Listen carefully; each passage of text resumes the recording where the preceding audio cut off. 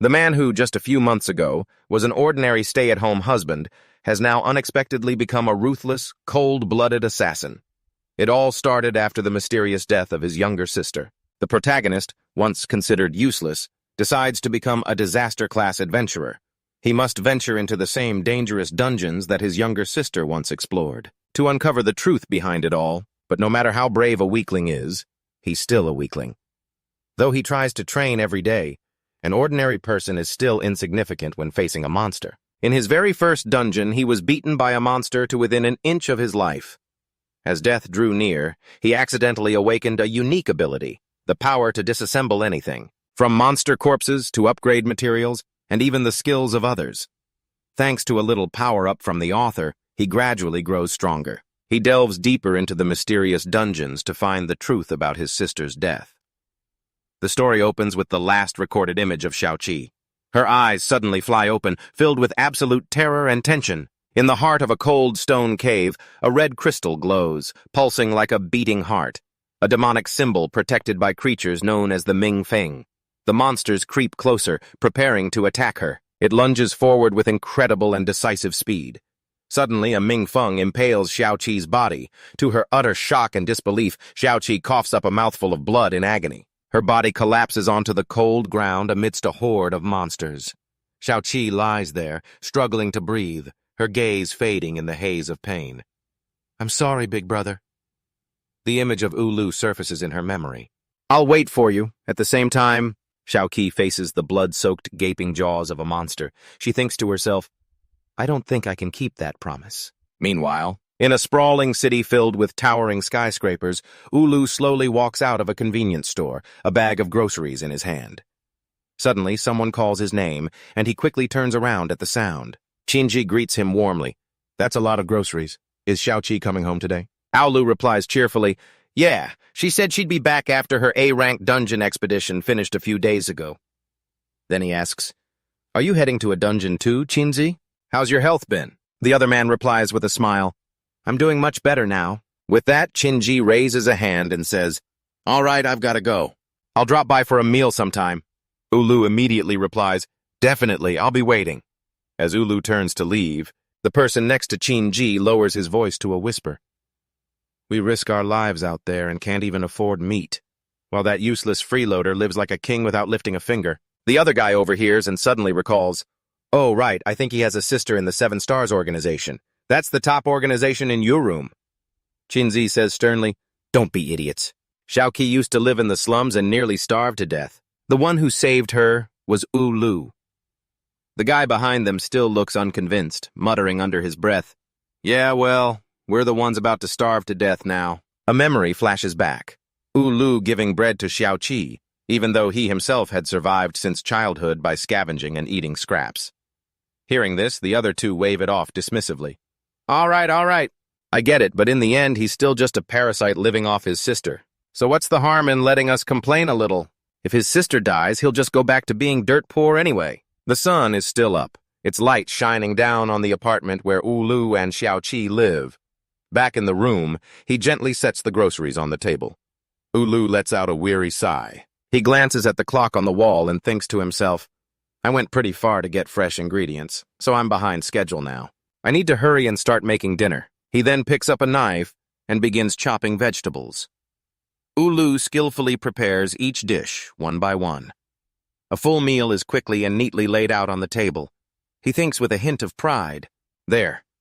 He picks up his phone feeling a little worried, but she's still not home. It's currently 7:20 p.m. Ulu guesses to himself, working overtime again? The moonlight shines down. The entire scene is now shrouded in darkness. Ulu is slumped over the table, the food now cold. Suddenly, his phone buzzes and he jolts awake, picking it up and answering without thinking. "Hello?" A voice on the other end responds, "Good evening, this is the Adventurers Association. Are you the relative of Xiaoqi, also known by the alias Zhao Guang of the Seven Stars? Is that correct?" Ulu quietly replies, "Yes, that's right." The flat voice continues, "We regret to inform you that she was killed by a monster in an S-rank dungeon. Her death was confirmed 2 hours ago." The news makes Ulu's eyes widen in shock. For a moment it feels as if he's stopped breathing. Ulu screams into the darkness. What? That's impossible! A plate falls from the table and shatters. The only sound left in the room is the voice from the phone. We only wanted to inform her family. However, if news of a 7 Stars member's death were to be leaked, it would cause serious complications.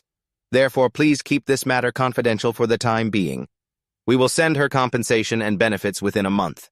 If you have any questions, please contact us. Goodbye. The line goes dead. Ulu is stunned, unable to speak. Sitting in his chair, he's lost in thought, the phone slipping from his hand without him even noticing. Ulu mumbles to himself, Xiaoqi, she's dead? A memory surfaces in his mind, a young Xiaoqi tugging on his sleeve and asking, from now on, can I call you Big Brother? Back then, Ulu had replied, of course you can. A smile flickered across her big bro's lips as Olo asked with concern, you're hurt again? 2-7 casually replied, it's because they were bad-mouthing you. Olo remembered how 2-7 had promised him, I'll be back soon, big bro. She had hugged him playfully and said, so make something delicious and wait for me, okay? Olo had dotingly replied to his little sister, I know, so be careful. Back then, 2-7, full of confidence, had told him, it's just an A-rank dungeon after all. Don't worry, big bro. And at that very moment, he realized something strange. In the conversation just now, 2-7 said it was A-rank, but that other person said it was S-rank. The association usually uses a special system to investigate the cause if something happens in S-rank dungeons, or higher, especially if it involves a member of the 7 Stars. But this time, they bypassed that system and contacted the family directly. They figured out what happened in the S-rank dungeon in just 2 hours. Or perhaps... Olo's eyes lowered slightly. He was lost in thought for a long time, the faint light filtering through the crystal glass, illuminating the picture of the two of them. 5 days later, at the Adventurers Association, Olo stood in a room with Lam Fong. He asked him coolly, Olo, what brings you here today? Lam Fong continued with a serious expression. If this is about Zhao Kuang, we've already spoken on the phone. He was the head of the Min Kong branch of the Adventurers Association. Olo looked straight at the man. He stated seriously, I want to register as an adventurer. Lam Fong froze for a moment at those words. He brought a hand to his forehead with a look of exasperation. Lam Fong tried to remain calm and told him bluntly, Olo, becoming an adventurer means walking hand in hand with death. You don't even have any abilities. You're not qualified. Olo listened in silence as he went on. You're the only family Zhao Kuang had left. I'm certain she would have wanted you to live in peace. According to the Adventurers Association regulations, a relative of an adventurer can become an adventurer, even without abilities. After hearing that, he just said calmly, then I can become an adventurer. Lam Fong was at a loss for words. Finally, he compromised, saying, all right, fine. He said to the secretary behind him, get him registered. The other man replied formally, yes, sir. This surprised Olo a little. He held the man's gaze and said, thank you. Lam Fong didn't forget to add a reminder. If you ever need anything, you're always welcome here. Hearing this, Olo glanced back in acknowledgement. A second later, the automatic steel door slid shut.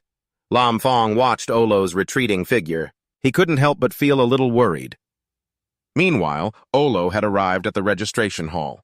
A staff member told him, here is your ID card. Olo replied quietly, thank you, taking the card in his hand. Olo looked at his information. ID, Olo. Gender, male. Age, 21. Ability, none. Rank, E. Olo stared at the card with a determined heart, remembering Lam Fong's words. The boy who was with Zhao Kuang used a special item to escape. When he got out, our unit had already begun preparing a rescue team. They used a special item to check the situation inside the dungeon. But unfortunately, back then he had angrily argued back, 2-7 said it was an A-rank dungeon. The other man frowned, confused.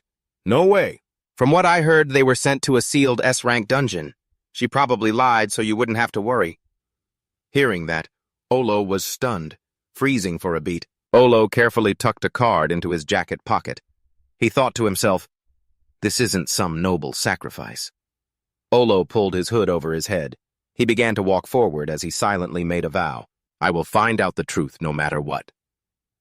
Elsewhere, outside an A-rank dungeon, a group of people was gathered. It was an expedition team. A blond guy said casually, "I want to become a frontline adventurer." His teammate immediately started teasing him. "Aren't you the guy who starts crying the second he sees a monster corpse?" The other guy was at a loss for words. Talk is cheap, you know? The other guy continued, "Being in the rear guard is better. You don't have to fight monsters. Let's go." Olo was there too. He stood by, silently, listening to their conversation. They all slowly moved into the dungeon. Olo's group sat waiting outside. The blond guy started to ramble. "It's been 35 years since the dungeons appeared. I've been doing this for over 15 and I'm still not used to it." Another person asked in return, "You think anyone can just get used to this?" Just then someone approached and asked, "Are we supposed to wait here?" The blond guy took one look and guessed, "Newbie, huh?" The other person replied, "Yes, I was just assigned to the logistics team, so I don't know what to do." The blond guy looked at him judgmentally. "And you still came?" The person next to Blondie patiently explained, "We don't go in until they've taken down the gatekeeper beast."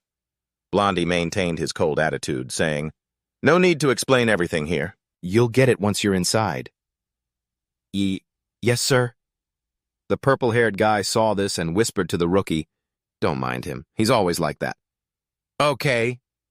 It was then that Blondie noticed Olo. He asked, "You're a new face too. Don't tell me you're a rookie as well." He answered flatly, "I am." Hearing that, Blondie froze for a second and asked again, "For real?" The purple-haired guy next to him spoke gently to Olo. "If it's your first time, then stick with us. Just do what we do. And no matter what happens, don't—" Just then a roar cut him off. They looked in shock toward the source of the sound just now. That desperate scream continued to echo from inside. The man in the green hat heard it and started trembling. "What do we do?" "Should we go in?" Model. Hearing this, the blond guy couldn't help but shout, "You'll get eaten alive! Haven't you ever been through rookie training or something?" The guy with the glasses standing next to him, sweating bullets, quickly explained, "They don't even teach basic stuff like that there." As soon as he finished, the guy in the hat from before quickly added, "Something happened at the association this year, so there was no training at all." This statement left the other two speechless. Their faces were filled with worry, while from another side someone's voice piped up, "No wonder you're all so clueless." Olo, however, remained calm, thinking to himself with his arms crossed. "I thought I missed the training because I didn't go through the normal process, but it turns out there wasn't any to begin with." Meanwhile, the blond guy and the other man rambled on. "Normally, adventurers refers to combat specialists. Only those at D rank or higher are allowed to fight. Support adventurers are just regular folks, and as E rank adventurers, we're basically just part-timers. If you want to help them..." As he was speaking, a loud sound cut him off. "You guys over there, get over here!" So the blond guy could only urge them, "Let's go, we've got work to do." Elsewhere, purple smoke rose from the body of a sleeping monster, making the group of men and women extremely uncomfortable. After a moment, the body gradually dissolved, turning into a foul liquid. This sight caused one of the people in the green outfits to be unable to hold it in and throw up. Seeing this, the guy with the slicked back hair got furious and cursed, "You bastard!" But he was immediately stopped by a firm hand. A girl with platinum blonde hair tied in a bun whispered, "He's new, calm down." Then, that person turned to the blonde guy's group and said, "You guys have experience, don't you? So please, get a grip." As soon as he finished, he smacked the timid guy and yelled, "Don't just stand there spacing out. Get to work." In a corner, he picked up a hammer and grumbled, "I didn't even do anything wrong. Why am I getting yelled at?" But Olo remained strangely calm. That's disrespectful to the deceased and their family. After hearing the other person argue defensively, "I didn't mean to, it's just the first time I've ever seen anything like this," he didn't change his expression. "They know that, which is why they're not holding it against you." A moment later, Olo listened to a question from someone working diligently behind him. "How do you know all this? You're a rookie too, aren't you?" He replied without any emotion, "I heard it from someone else." After that, Olo became strangely silent, his gaze lowered. The scene changes as his memories flood back. Xiaoqi sat idly and announced, "Hey, a rookie died yesterday." And upon hearing Olo's question, "They let rookies participate in that too?" she replied, a bit unhappy and worried. "It was for training. One rookie overestimated himself and got ambushed. Another support rookie saw the body and threw up. A friend of the one who died had his face pressed close to his arm. He got so angry that he killed that rookie. I tried to stop him, but it was too late. As she finished, Olo immediately turned his head and added, killing someone just for that is going way too far. Xiaoqi didn't hesitate to share her perspective. I know, but I don't know the whole story. The combat class adventurers often look down on the support class. Back in the present, the blonde guy turned around and ordered, "Hey, rookie, stop dawdling." Hearing that, the other guy retorted, "You do it. The monster corpse still isn't cleaned up." Meanwhile, the blonde guy casually lifted a container. "So you really are a rookie, huh? You were so calm earlier, I thought you were just pretending." Olo just remained silent, his mind full of thoughts. This guy is so annoying. Amidst the dangerous space, a familiar but powerful commanding voice rang out. Listen up. To clear a dungeon, you have to destroy the core. That thing over there. He slowly explained everything one by one. But to destroy the core, you first have to defeat the guardian monster. No matter what kind of monster it is, its body will only hold out for 30 minutes after death. But for a guardian monster, that 30-minute timer only starts after the core is destroyed. The blonde guy, with a serious expression, pushed the cart and said, "Monster corpses have no value." But the rookie was full of questions. Why not? Then the man with the glasses, looking very knowledgeable, immediately explained, "Because we can't take them out of the dungeon, so of course they have no value." He slowly added, "But if you defeat a guardian monster, there's a chance you'll get weapons or equipment. If you're lucky, maybe even a skill book. Sometimes you can even get rare items." The blonde guy and the other man spoke one after another. "If you're interested in loot, go ask the main attacker. The dungeon will close 30 minutes after the core is destroyed. Let's go. We'll transport the loot. You guys can go home now. Your pay will be transferred within 3 days. Being on the support team doesn't mean you're safe. If you want to live longer, you should at least get some training in." Hearing the man's words, the rookie complained half-heartedly, "If you can run fast, you have a better chance of survival. Give me a break. I thought this job would be easy." After he finished speaking, he and Olo stood silently, watching the other two leave. Meanwhile, Olo's hand clenched tightly. "I have to get stronger." 2 days later, a voice called out, "So, how was the dungeon?" "Strange and dangerous," came the concise reply. Lam Fong chuckled. "Doesn't the treasure tempt you at all?" Hearing this, Olo bowed his head slightly. "Nothing is worth trading your life for," he said softly. At that, Lam Fong could only fall silent, glancing at him with a hint of worry in his eyes. "You and your little sister really are alike." They finally arrived at a large training ground. Suddenly, Lam Fong spoke up. "Olo, I find this very strange." With his brow slightly furrowed, he asked, "With Zhao Kuang's fortune, you could live comfortably for the rest of your life, so what's your goal?" As the words fell, Olo revealed a bewildered expression. "I can't just live idly off Little Seven's fortune forever. I'm guessing you've heard all the rumors, that I'm just a good-for-nothing mooching off my sister. I'm so tired of living with the stares and the whispers behind my back." Lam Fong, on the other hand, was extremely tense. "Zhao Kuang's death has been kept under wraps for a while, but sooner or later people will realize you're the sole heir." He stood face to face with Olo, getting closer as he added, "It's good that you want to become strong on your own. There's someone I want you to meet." Elsewhere, a man with white hair and a beard, stood with his arms crossed in front of his chest and yelled, "Hey!" The old man was Charlie List, 37, a trainer at the Min City Explorers Association. He grinned excitedly and called out, "That's me, what's up?" While Karuto politely introduced the newcomer. "This is Charlie, the trainer I found for you. He might seem crude, but he's the strongest person in our branch." Olo, however, was staring in awe. That physique? But Charlie was still beaming.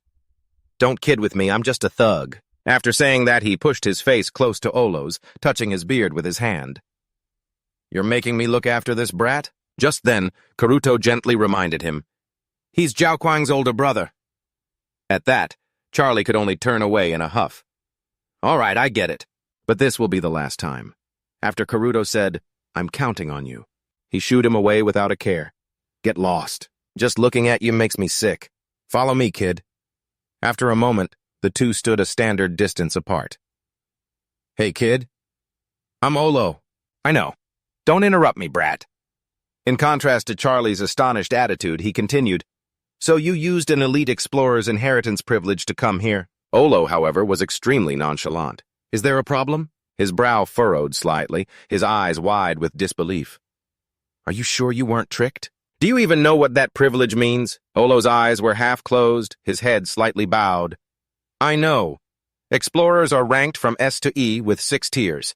Those who surpass even some S ranks are called 7 stars. Elite explorers receive the highest benefits, and even after death, their families can inherit a portion, but only if the explorer designated an heir, while they were still alive. Usually it just involves inheritance, but there's a rarer part considered the most useless, a chance to become stronger, Charlie now said in a serious tone. If you understand, then make your choice. But Olo still looked clueless. Choose what? As soon as the words left his mouth, the mood between them instantly soured. Charlie let out a weary sigh. Listen carefully. This is very important. There are 3 types of training: attack, defense, and speed. He then began pressing keys on a control panel. You probably can't picture it just from my description, so I'll show you. With that, Charlie rushed forward and kicked a robot into a pile of scrap. This is attack training. He then used his thick, muscular back to block a boxing glove's punch. This is defense training. Finally, Charlie expertly dodged countless beams of blue light. And this is speed training.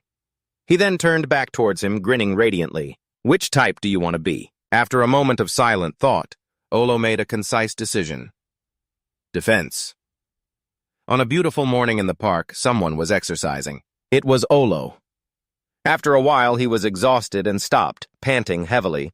His face was pale, as if this wasn't exercise, but torture. Damn it, I feel so nauseous. I think I'm going to puke. Can this kind of trainer really be any help? Olo then recalled his conversation with Mr. Charlie. Defense? Not bad. You're a smart one. After that incredibly gentle pat on the shoulder, Olo felt like that part of his body wasn't even there anymore. Charlie continued, most guys your age usually choose attack to protect themselves, or they'll choose speed so they can run and attack at the same time. Suddenly, his cheerful demeanor vanished, replaced by a deadly aura. And that's why every single one of them is dead. Seeing that look on his face and hearing those words sent a chill down Olo's spine. Charlie's expression darkened, and the atmosphere around them fell silent. He then spoke, and hearing him, Olo grew a bit concerned. You can decide on your own training regimen, so focus on physical conditioning. As if realizing something, Olo immediately asked a question. Aren't you going to train me? Charlie laughed out loud and replied, You can't be getting this winded after just a little running. He clapped Olo on the back encouragingly, but Olo keeled over instantly. You need to train harder. He sat slumped on the ground and replied, I understand. Charlie decisively held up 2 fingers and continued, You have 2 months. If you don't reach the minimum level by then, he said sternly, even if you are Zhao Kuang's younger brother, I won't go easy on you. Finishing his flashback, his face was still pale, as if he needed an emergency transfusion of 10 oxygen tanks. Maybe I should run a little more. After that thought, Olo started running again. Day after day, he exercised tirelessly without rest. Right now, Olo was sitting in front of a computer screen, working on something. Then, he clicked the mouse decisively. It turned out Olo was investigating a monster. Dungeon Monster Investigation File. Name, Minfong. Species, Legendary Beast. Rank, SS. Abilities, Wind System, Water Magic, Water Resistance, Mind Control Resistance, Extremely High Physical Defense. Olo looked up at the ceiling, deep in thought. A legendary beast, is this strong? No wonder, little Seven. This is why you tried to stop me from becoming an adventurer and told me to stay away from dungeons, wasn't it? In a flash, he was now buying supplies somewhere. Thanks for your purchase. 2 workers found the amount of meat Olo bought rather unusual and wondered, meat again? Not only that, he goes to the rest station every day. That's a place for the rich, where you can heal injuries and recover from fatigue. He hurried home, ignoring their gossip. Even without any abilities, he's still living the high life. In the following days, Olo persisted with his physical training. Not just running, he also built up his physique by doing pull-ups. Time gradually passed. 1 month later, Olo now had a clear 6-pack, the kind girls go crazy for. Suddenly, someone came looking for him. The man was a bit stunned. Mr. Tan-Tree, what's the matter, Olo? You seem to be... It was because his appearance had changed quite a bit.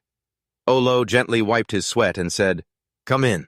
Tan-Tree smiled with amusement and said, Looks like you've been training hard lately, huh? I almost didn't recognize you. Suddenly he fell silent, but his eyes were still full of pride. Tantri abruptly asked, "Hey, Olo, when is little Seven coming back?" Olo put down his teacup and replied, "Who knows? According to the association, she's on a mission abroad and won't be back anytime soon." "Is that so?" Tantri suddenly fell silent. Noticing this, Olo asked, "We've known each other for a long time. If you're worried about something, don't hesitate to ask."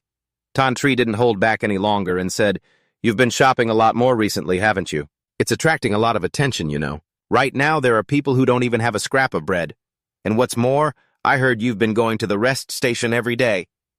In contrast to his serious expression, Olo seemed much calmer. "Are you worried I'm stealing? As long as little Seven is around, that won't happen." Next, he shared a piece of information that made Olo's expression change. "But I heard something terrible happen to one of the 7 stars." Hearing that, Olo asked back suspiciously, "Where did you hear that?" Tantri answered immediately, "I happened to overhear some A-rank adventurers talking. It seems the association wants to keep it quiet, but someone is investigating it." He suddenly changed the subject, his expression also becoming a little worried. "Tell me the truth. How is little Seven?" He was quiet for a moment, then replied, "If something had happened to little Seven, I wouldn't be able to live so comfortably like this, right?" After Olo's reply, the two of them fell into an awkward silence. Tantri seemed to realize he had misspoken and replied sheepishly, "You're right. You two have always cared for each other more than yourselves. Sorry for asking such a strange question." "It's fine. Thanks for worrying about me." After that, Tantri gave a polite smile and left, while Olo felt a little regretful. "It's already noon. Aren't you staying for lunch?" "No, I've got things to do. Maybe next time." He left, leaving Olo in the silent room. Suddenly, he took out his phone and went to his contacts. There were countless missed calls. Olo called back one of the numbers in his contact list. On the other end of the line was a grim voice that would make your skin crawl. "You finally decided to call me. I have something to ask you. I've called you 45 times in the last 2 months, and you didn't pick up once, and now you're calling me?" "Is it about the 7 stars?" Olo asked seriously. "What do you know?" The person on the other end suddenly burst out laughing, making him so furious that he didn't let the man finish what he wanted to say. "Why don't you ask the damn association? It depends on your attitude." Then the person on the other end suddenly called back, his tone also sounding quite irritated. "Why did you hang up?" Olo replied with a hint of a threat. "If you say anything else weird, I'll go straight to your sister." The person on the other end agreed and revealed the information Olo wanted. "One of the 7 stars is dead. We haven't identified who yet. The association is trying its best to cover this up. It's understandable. Just one of them getting hurt is enough to send shockwaves through the entire country." "Why are you asking me instead of your own sister? Could it be—" The person on the other end seemed to have shrewdly realized something and asked him back. He continued in a dark voice, "Did something happen to little Seven?" Olo didn't answer directly but threatened him back. "I'm going to contact your sister." The person was startled, knowing he had misspoken, and stammered, "If you do that—" He didn't bother saying anything more to Olo and threw his phone in anger. He grumbled, "I was a fool to ever think about setting my sister up with you." On his end, Olo sat silently in the room looking at the person in the photograph behind him, lost in thought. It's chaotic. Someone is investigating Seven's death. Could it be a power struggle? Or were they involved in Seven's death? Later, Olo was at the meeting place with Charlie. He suddenly laughed and teased him. "You've changed so much in the last 2 months. I almost didn't recognize you." Recognizing the complimentary tone in Charlie's words, he also happily asked, "So, does that mean I passed?" He sized Olo up for a moment, then replied, "Yeah, you just barely made it." "All right then, let's get straight to the point," Charlie continued. "I have good news and bad news. The good news is, for now, you only have one type of training." He was a bit puzzled and asked, "What's the bad news?" Charlie put on a menacing look and replied, "Your training is to get beaten to a pulp." The moment he finished speaking, he lunged forward to attack, giving Olo no time to react. A single palm strike from him was so powerful that it sent the kid flying into the wall, shattering it. Charlie looked triumphantly at Olo, who was slumped on the ground, and instructed him, "Remember this power. When you can withstand it, that's when you'll have completed your training." Olo, stunned, got to his feet and asked, "That's it? The purpose of all training is to increase your endurance. As long as you don't die, no matter how much you get hit, you'll pull through. Charlie had now become more serious than ever. He continued, "It's the same both inside and outside the dungeon. The one who survives is the strong one. When you're dead, you can't be called strong." Hearing his words of wisdom, Olo listened intently to every single word. After that, Charlie yawned widely, summoned a robot, and gave him an order. "First, try fighting this guy. I'm going to bed. You can dodge, but you can't counterattack." Upon receiving his command, the robot attacked Olo as fast as lightning, but luckily he managed to dodge. Its blows were so powerful they could destroy this entire place. Because of that, Olo was momentarily hesitant, unsure of how to deal with it. Facing such terrifying power, he couldn't accept it, thinking to himself, "Damn it, am I just supposed to keep running away forever?" Olo broke out in a cold sweat and continued his thought. "No, if I do that, this training will be meaningless." Just then, the robot charged at him again. Suddenly, Olo remembered what Charlie had said earlier, and realized something. After that, a flash of determination appeared in his eyes, and then, Olo no longer dodged its attacks like before, but switched to defense. "I can't keep dodging forever.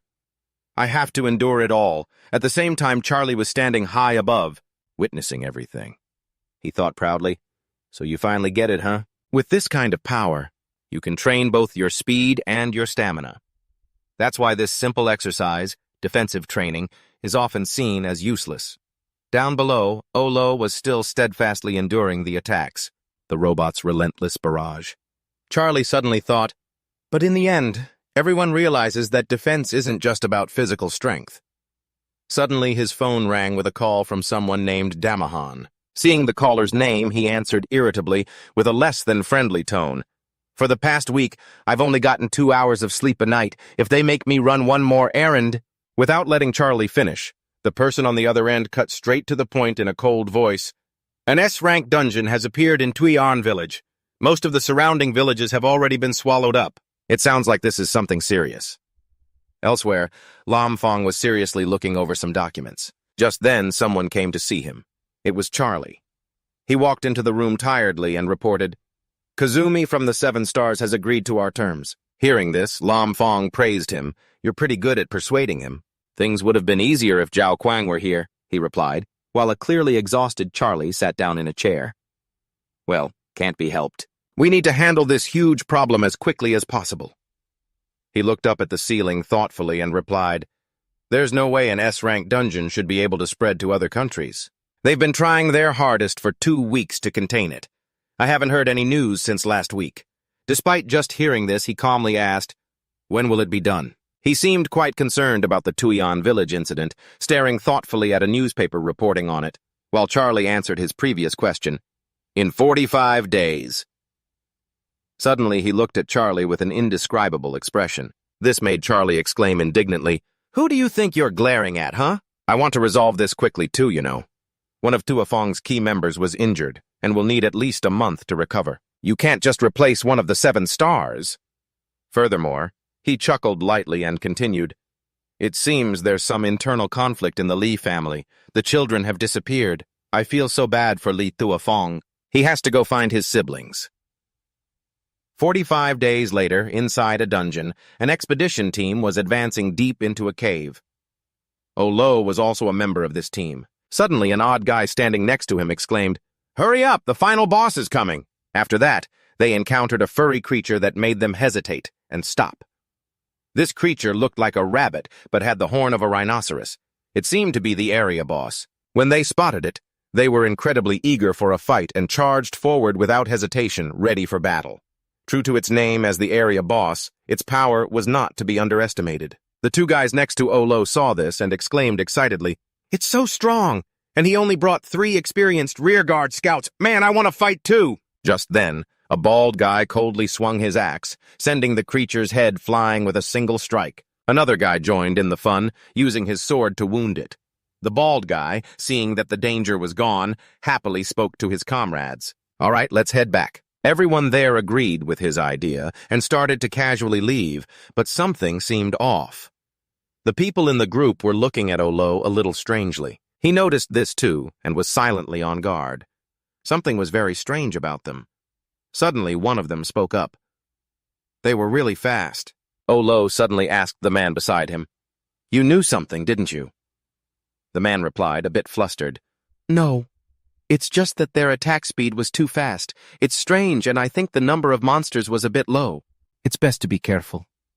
Suddenly someone clapped Olo on the shoulder. This person had a strangely dark expression and said, We'll cover the rear. You guys go on ahead. This action made him even more wary. He just replied coldly, I understand. Olo continued walking with them, his heart filled with anxiety. We're surrounded. What are they doing? All of a sudden, a monster appeared before them. It had a rather bizarre shape, looking a bit like a playing card. When the group saw it, they weren't surprised at all, but instead smiled with excitement. They said to each other, It's here. What a relief. In contrast to the excitement of the others, one man was now so scared he was trembling, slumping to the ground. What is this? That thing. He pointed a finger towards Olo and the other young man, and he yelled, I know the enemy's trait. I can help you figure it out. It's an invisible monster. We have to sacrifice 2 people to it. Choose them. I'm useful. He looked at the man with contempt and said coldly, An invisible monster. So this is the real reason you guys brought us here. Then Olo recalled a memory with little Seven. In his memory, the little girl was pouting, sprawled out on the sofa whining, I'm so tired. We ran into an invisible monster today. He went along with it and asked, What's that? She lazily replied, It's a super annoying type of monster. It forces people to vote on who to sacrifice. The monster Olo was facing now seemed quite similar to Little Seven's description. It was like a game of roulette. Whether you live or die depends on the number you get. This monster seems to have 2 forms, and its second form looks a lot like a clock. The enemy is invisible until you make a choice, which is why it's called an invisible monster. Olo continued to ask, So it's toying with people? Is there a countdown? Who knows? Everyone who's ever seen it is already dead. Little Seven reached for a glass of orange juice and continued, It makes people kill each other, but some people actually want that. She stared thoughtfully into her glass as she continued. Olo, curious, kept asking questions. Does it drop rare items? He couldn't stop his curiosity and asked another question, while Little Seven was focused on the glass of orange juice in her hand. What happens if you're chosen as the sacrifice? She didn't answer Olo, but her expression held an unspeakable contemplation. She was silent for a moment, then replied, Then you have to kill it. Back in the present, the candle on the monster's head. It began to flare up. At the same time, the number 60 appeared, indicating the time. From the spinning wheel in the center of its body, the images of all 8 members of the expedition team were projected. One of the men suddenly pointed at Olo's image. He smirked at the guy next to him and said, We can just use those trash bags, Skills. That man also pointed at the image of the young man standing next to Olo and agreed, Then let's choose these 2. The time displayed on the monster's head finally ran out. This was also the moment when only 2 people, Olo and the other young man, were left with the monster, while the others vanished simultaneously. It flashed a grotesque smile. Then it bared its sharp teeth. It began to transform, roaring in fury. Olo had already drawn his sword and taken a fighting stance, while the other guy collapsed, muttering negative words. This is impossible. There's no way we can win. In contrast to him, Olo was unusually calm. He just asked coldly, Do you want to die? The guy trembled and replied, Look out! Its stats are 3 to 5 times that of the guardian monster. We can't possibly win! Suddenly, a force struck the coward directly in the stomach. He had no time to react. It turned out to be Olo. He had sent the guy flying with a single kick. The man skidded across the ground while Olo blocked a blow for him. The monster's power was too great. Olo couldn't do anything alone. The other guy, still not understanding what had happened, sat on the ground calling his name. Olo decisively and powerfully got back on his feet, saying, If you want to be a sacrifice, then go be one yourself. I will never give up no matter who the opponent is. The monster, now in a frenzy, charged forward to attack him. Over at Tuian village, the situation was also extremely dangerous. Mr. Charlie was on pins and needles. Suddenly someone approached. It turned out to be Li Chengfeng and the 7 emotions of the Heavenly Fist group. Mr. Charlie was startled and said worriedly, Chengfeng, this is... Realizing his questions, he answered immediately, Lin Yi has been sacrificed. Hearing this, he said hesitantly, I'm sorry. Chengfeng comforted him. It's because I wasn't strong enough as a leader. Charlie suddenly asked, "What happened in the dungeon?" Cheng Feng's answer immediately stunned him. "It was an invisible monster. We refused to choose a sacrifice." "So, Lin Yi volunteered to stay behind, is that it?" He asked again, just to be sure. "What about Lin Yi and the book?" The other person replied, "I've already destroyed it." "That's the safest way," Charlie replied, rubbing his head helplessly. "Honestly, why am I always the one who has to verify these things?" He irritably pulled out a cigarette. "I need to check the progress, regardless of who's carrying it out. I hope you understand. That child of fortune is the greatest threat to humanity." Charlie lit his cigarette and continued. "That precious child used the lives of 4 S-rank and 17 A-rank individuals to become a powerful killer." His expression was both serious and a little frightening. "Lin Yi is a powerful kid. If he becomes the child of fortune, I'll have no choice but to take the life of one of the 7 stars." A man standing nearby suddenly said, "Captain, it's time. Report to the leader that the highest rank in the dungeon may not be S-rank." Cheng Feng calmly adjusted his collar, then turned and hesitated before speaking to Charlie. "I received this letter. It says that Yao Guang has been resurrected." This news was a huge shock to Charlie. After hearing it, he was practically stunned, unable to believe it. Then, Ulu gritted his teeth. He used his sword to block every blow, protecting Jing An behind him. The monster with razor-sharp teeth suddenly struck hard. He quickly raised his sword to parry the attack, but it was so powerful it pushed him back. He frowned and let out a grunt, managing to block the blow. Ao Lu collapsed to one knee, spitting out a mouthful of blood. The monster attacked again, lunging forward. He jumped to the side, dodging the strike.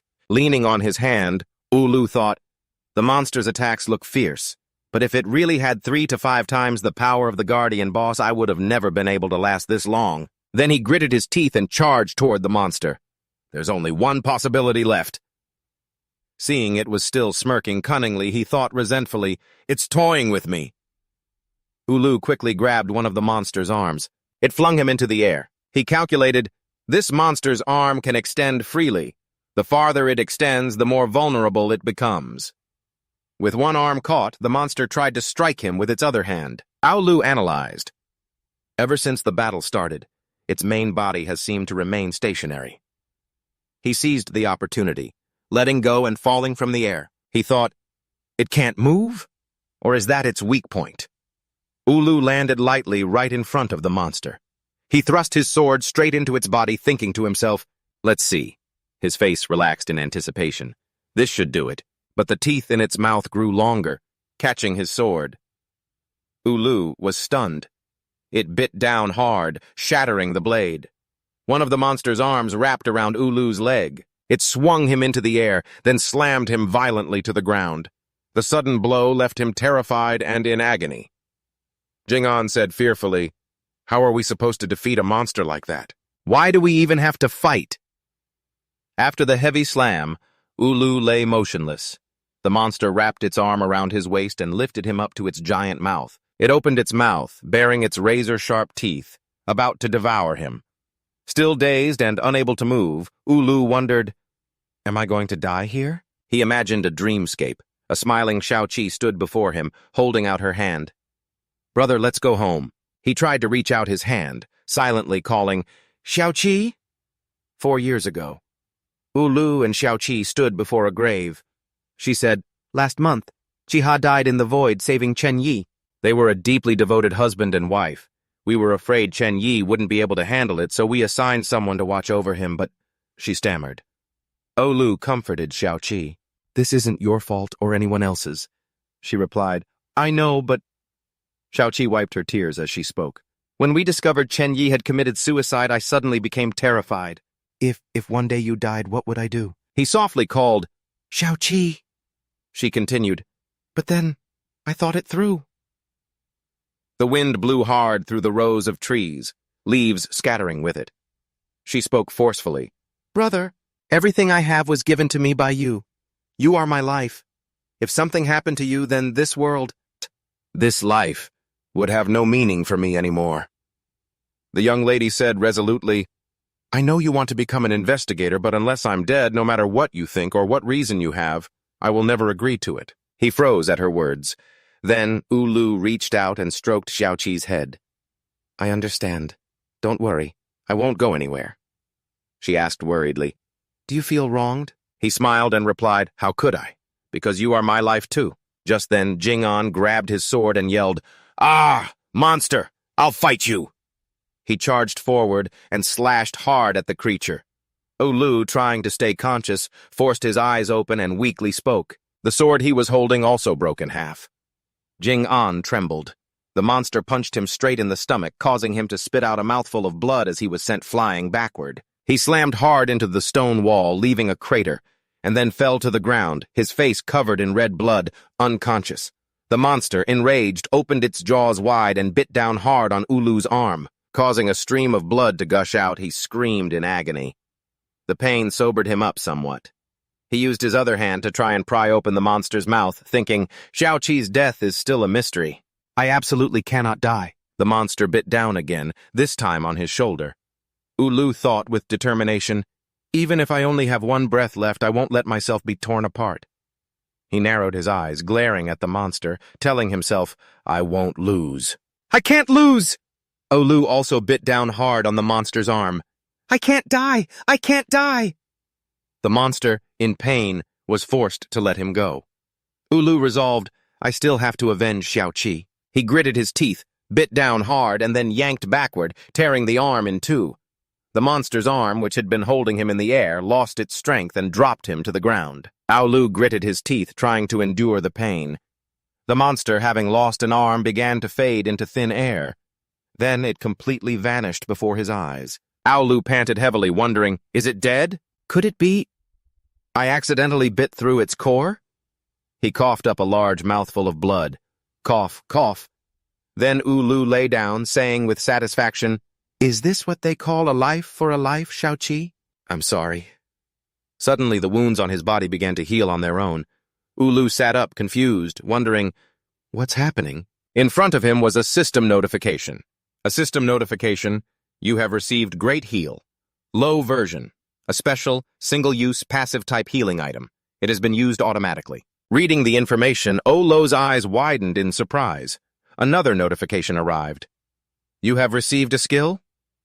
Olo reached out and touched the system panel. The system screen displayed a line of text.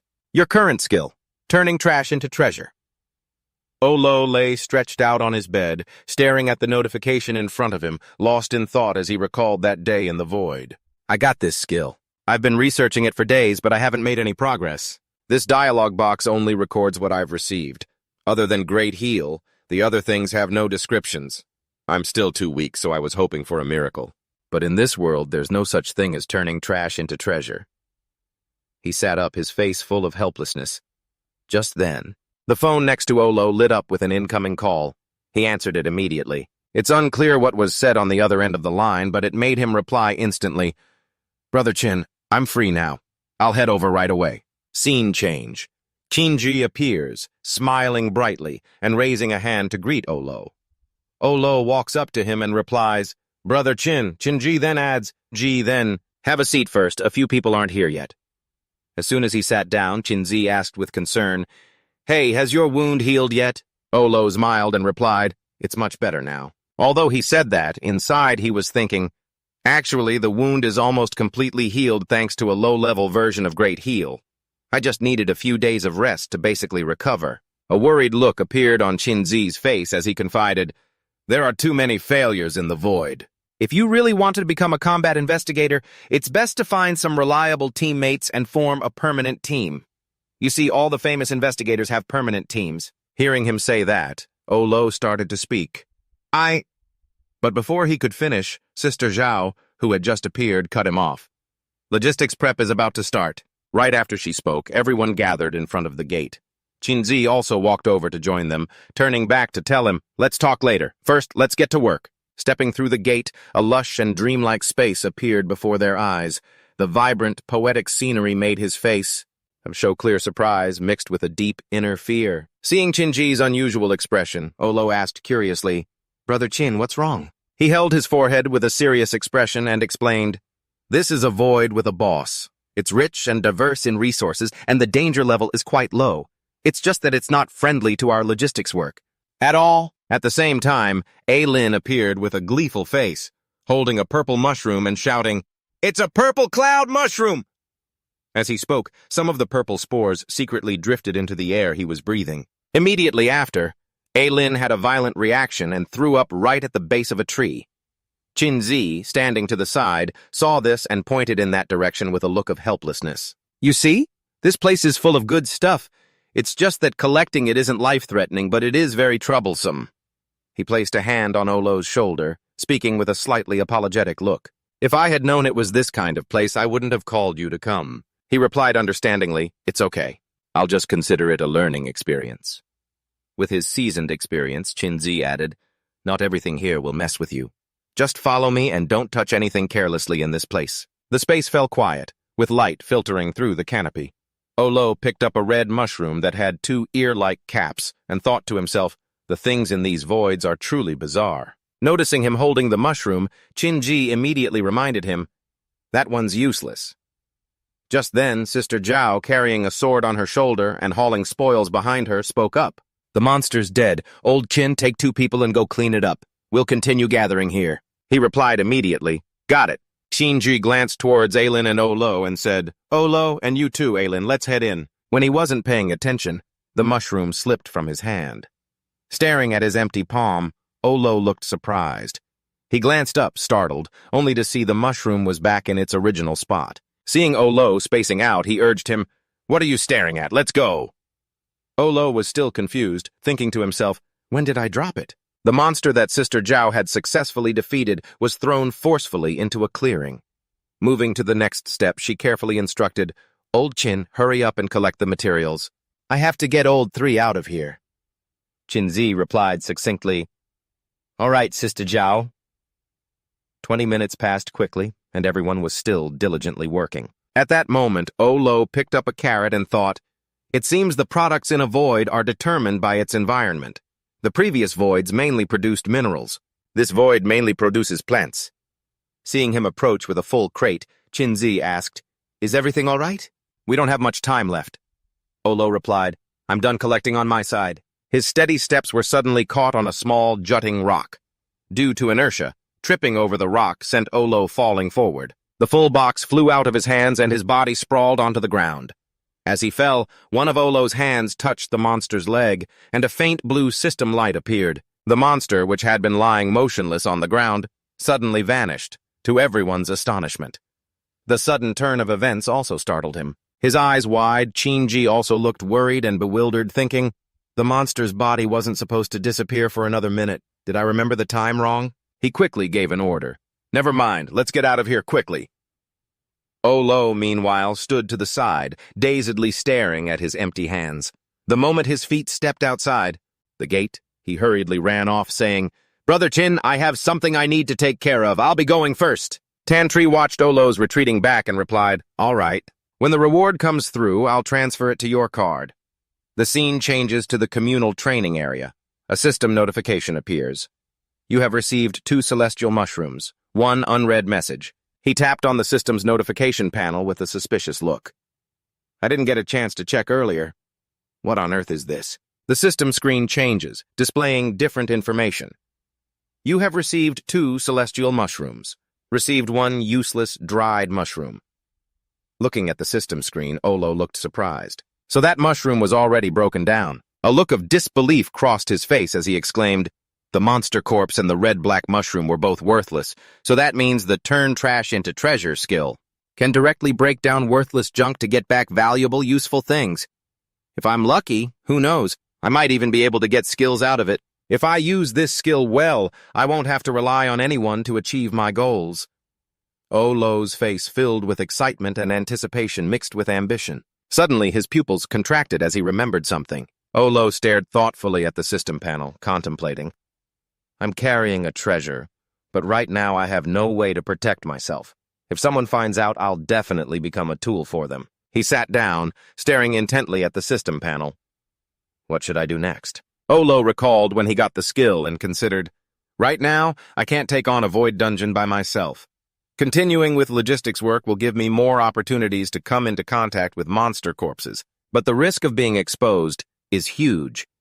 To avoid suspicion, I have to act at the exact moment the monster corpse disappears on its own. I won't be as lucky as this time, every time. Suddenly, an idea popped into Olo's head.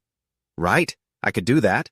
But if I do, I'll definitely have to bother Mr. Tan. Let's do it that way. In the future, if I have the ability and opportunity, I'll definitely repay Mr. Tan in secret. His expression was firm and resolute. The scene shifts to a yellow villa. It exudes luxury and splendor. Inside a quiet room, the figure of Kan-an appears, covered in crisscrossing wounds, lying on a bed. Just then, Thua Fong suddenly walks in, making him ask curiously, "Why are you here?" His face, as he looked at Kan-an, showed clear displeasure as he demanded, "Why did you argue with Dad? Why did you insist on going to the Void Dungeon?" Hearing Thua Fong's questioning, he immediately retorted, "Can't I go? Isn't it my life?" Hearing Kan-an's thoughtless words, spoken without any regard for others, he said helplessly, "Is that so? If you want to throw your life away to be stubborn, I'll respect your choice. But if you still have any family in your heart, then take good care of yourself. Being an investigator isn't the only path in life." As he spoke, Thua Fong turned to leave. Suddenly, a loud voice made him stop. "Wait!" The voice came from him, his face dark and his tone resolute. "Brother, I've decided to leave the Lee family." The words that came from Kan-an's mouth were decisive and firm. The next morning, under the light of dawn, Olo was doing pull-ups in a park. He thought to himself, "To get more opportunities to break down monster corpses, I've asked Mr. Tan for help 2 times. Olo recounted them one by one. "First, I asked Mr. Tan to help me create a few fake identities. That way, I can use them interchangeably with my real one, and even if there are slip-ups or moments of carelessness, the danger will be greatly reduced. Second, I asked Mr. Tan to help me buy void dungeons. The output from void dungeons is heavily dependent on the environment inside them. For example, a D-rank void dungeon in a forest environment can yield more than a C-rank one in a desert environment. That's why some investigators choose to sell them. But not many people sell void dungeons. And it's easy to run into sellers who change their minds, so you have to find someone trustworthy." Olo swung down from the pull-up bar, sweat dripping continuously. As he worked out, he muttered, "To do all of this, I need a large and reliable network. Luckily, I have one." While he was concentrating, he suddenly noticed someone standing nearby. His eyes darted over to where the other person was standing. Olo was startled to see Kan-an, with a smile as bright as a flower, watching him. Olo jumped down from the bar. He wiped his sweat while looking at Kan-an, completely puzzled. Kan-an shyly introduced himself. "Hello, I'm Lee Kan-an. We conquered a void dungeon together. You saved my life. Do you remember?" Olo replied, "Ah, I remember." Olo was confused by Kan-an's sudden appearance here. "Do you need something?" he asked nervously. Can I follow you?" He was taken aback by his question and asked blankly, "What?" Kan-an excitedly recounted, "Back in the void dungeon, you clearly knew you were no match for the opponent, but you still refused to give up. I want to become someone like you. So even though I'm not very capable, I'm sure I can be of help to you." Olo looked at him helplessly, at a loss for words. He asked Kan-an seriously, "You were able to find me here. You must have looked into or investigated me." Kan-an explained in a fluster, I just wanted to find you. I didn't mean to offend you," Olo said bluntly. "I'm just a powerless person with nothing of value for you to follow. Please leave." After speaking, he turned his back and walked away, ignoring him. The boy stood behind him, reaching out his hand as if to say something. He recalled the scene in the void dungeon and thought to himself, "To be precise, he saved me too. I guess we don't owe each other anything, but I don't like his type. Always so willing to just give up." Thinking this, Olo glanced back at him and warned, "Don't follow me, and don't come looking for me again." Kan-an tried to call out, "I haven't finished," but Olo had already bolted. He watched Olo's retreating figure, his heart filled with determination. I won't give up." At the entrance to the void lair, Tan-Tree reported the information Olo had asked him to find. "I went around and asked. It seems no one has been selling void lairs recently." When he asked why, the man lit a cigarette and said, "I'm not sure either. All I know is that the rules for how void lairs appear have changed. It took me a lot of effort to find this information." After hearing the news, he grew curious. Weren't the rules for how void lairs appear already set in stone? Tantri said nonchalantly. Is anything ever set in stone forever? If this news is true, I don't know if it's a good or bad thing for humanity. He was about to ask more, but he suddenly glanced to the side. With an exhausted face, Kan-an, who had been standing there for who knows how long, was waving at Olo. Tantri wondered, who is that kid? He's been following you for half a month now. A stalker?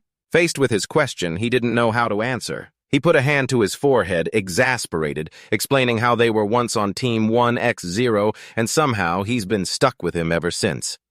Tantri laughed teasingly. Seems like he's really into you. With that, Olo walked over to Kan-an and asked, All right, spit it out. What's your real reason for following me all this time? And stop using that I want to follow you excuse to fool people. The boy explained, flustered. I'm not trying to fool you. I really do want to follow you. You're so strong. Olo thought blankly. I didn't even know I was that strong. He pointed at his own eyes and said seriously, Is there something wrong with your eyes? Let me repeat myself. I'm just a normal logistics guy. Olo leaned in, staring straight at him. You don't look like a normal person at all. There are plenty of people who would be happy to play house with you. Please stop wasting my time. But even after Olo's harsh words, he refused to give up. He continued to plead. I'm serious. I've never seen anyone in a situation with such a clear power difference, who was basically guaranteed to die, still fight back with everything they had. Kan-an clenched his fists, his voice full of resolve. I want to become someone like you. Olo was completely shocked by his words. Huh? Kan-an continued trying to convince him. I know I have issues with both my personality and my abilities. Other people often say I'm not even a fraction as good as my older brother, but I don't want to live my whole life like this. He began to think about Kan-an's brother. His brother? Curious about Olo's expression, Kan-an had no idea what he was thinking. Suddenly he remembered. No way. His older brother couldn't possibly be. Olo recalled a time when Tutat had shown him a photo. Big brother, look at this. This is a new picture we just took. So cool, right? At the time, he was cooking, so he only gave it a quick glance. Olo asked, A picture of the 7 stars? She replied excitedly, Yep, Fisher always wants to take pictures. This time, since everyone was around, we took one. Olo unconsciously recalled the people in the photo and immediately asked Kan-an, Is your older brother Li Thuafong? He replied calmly, Yeah. Olo's face was clearly deep in thought. I heard a long time ago that Li Thuafong had a younger brother, but I never expected it to be him. How on earth does the Li family raise their children? 2 brothers with completely opposite personalities. With that thought, he immediately rejected Kan-an's request.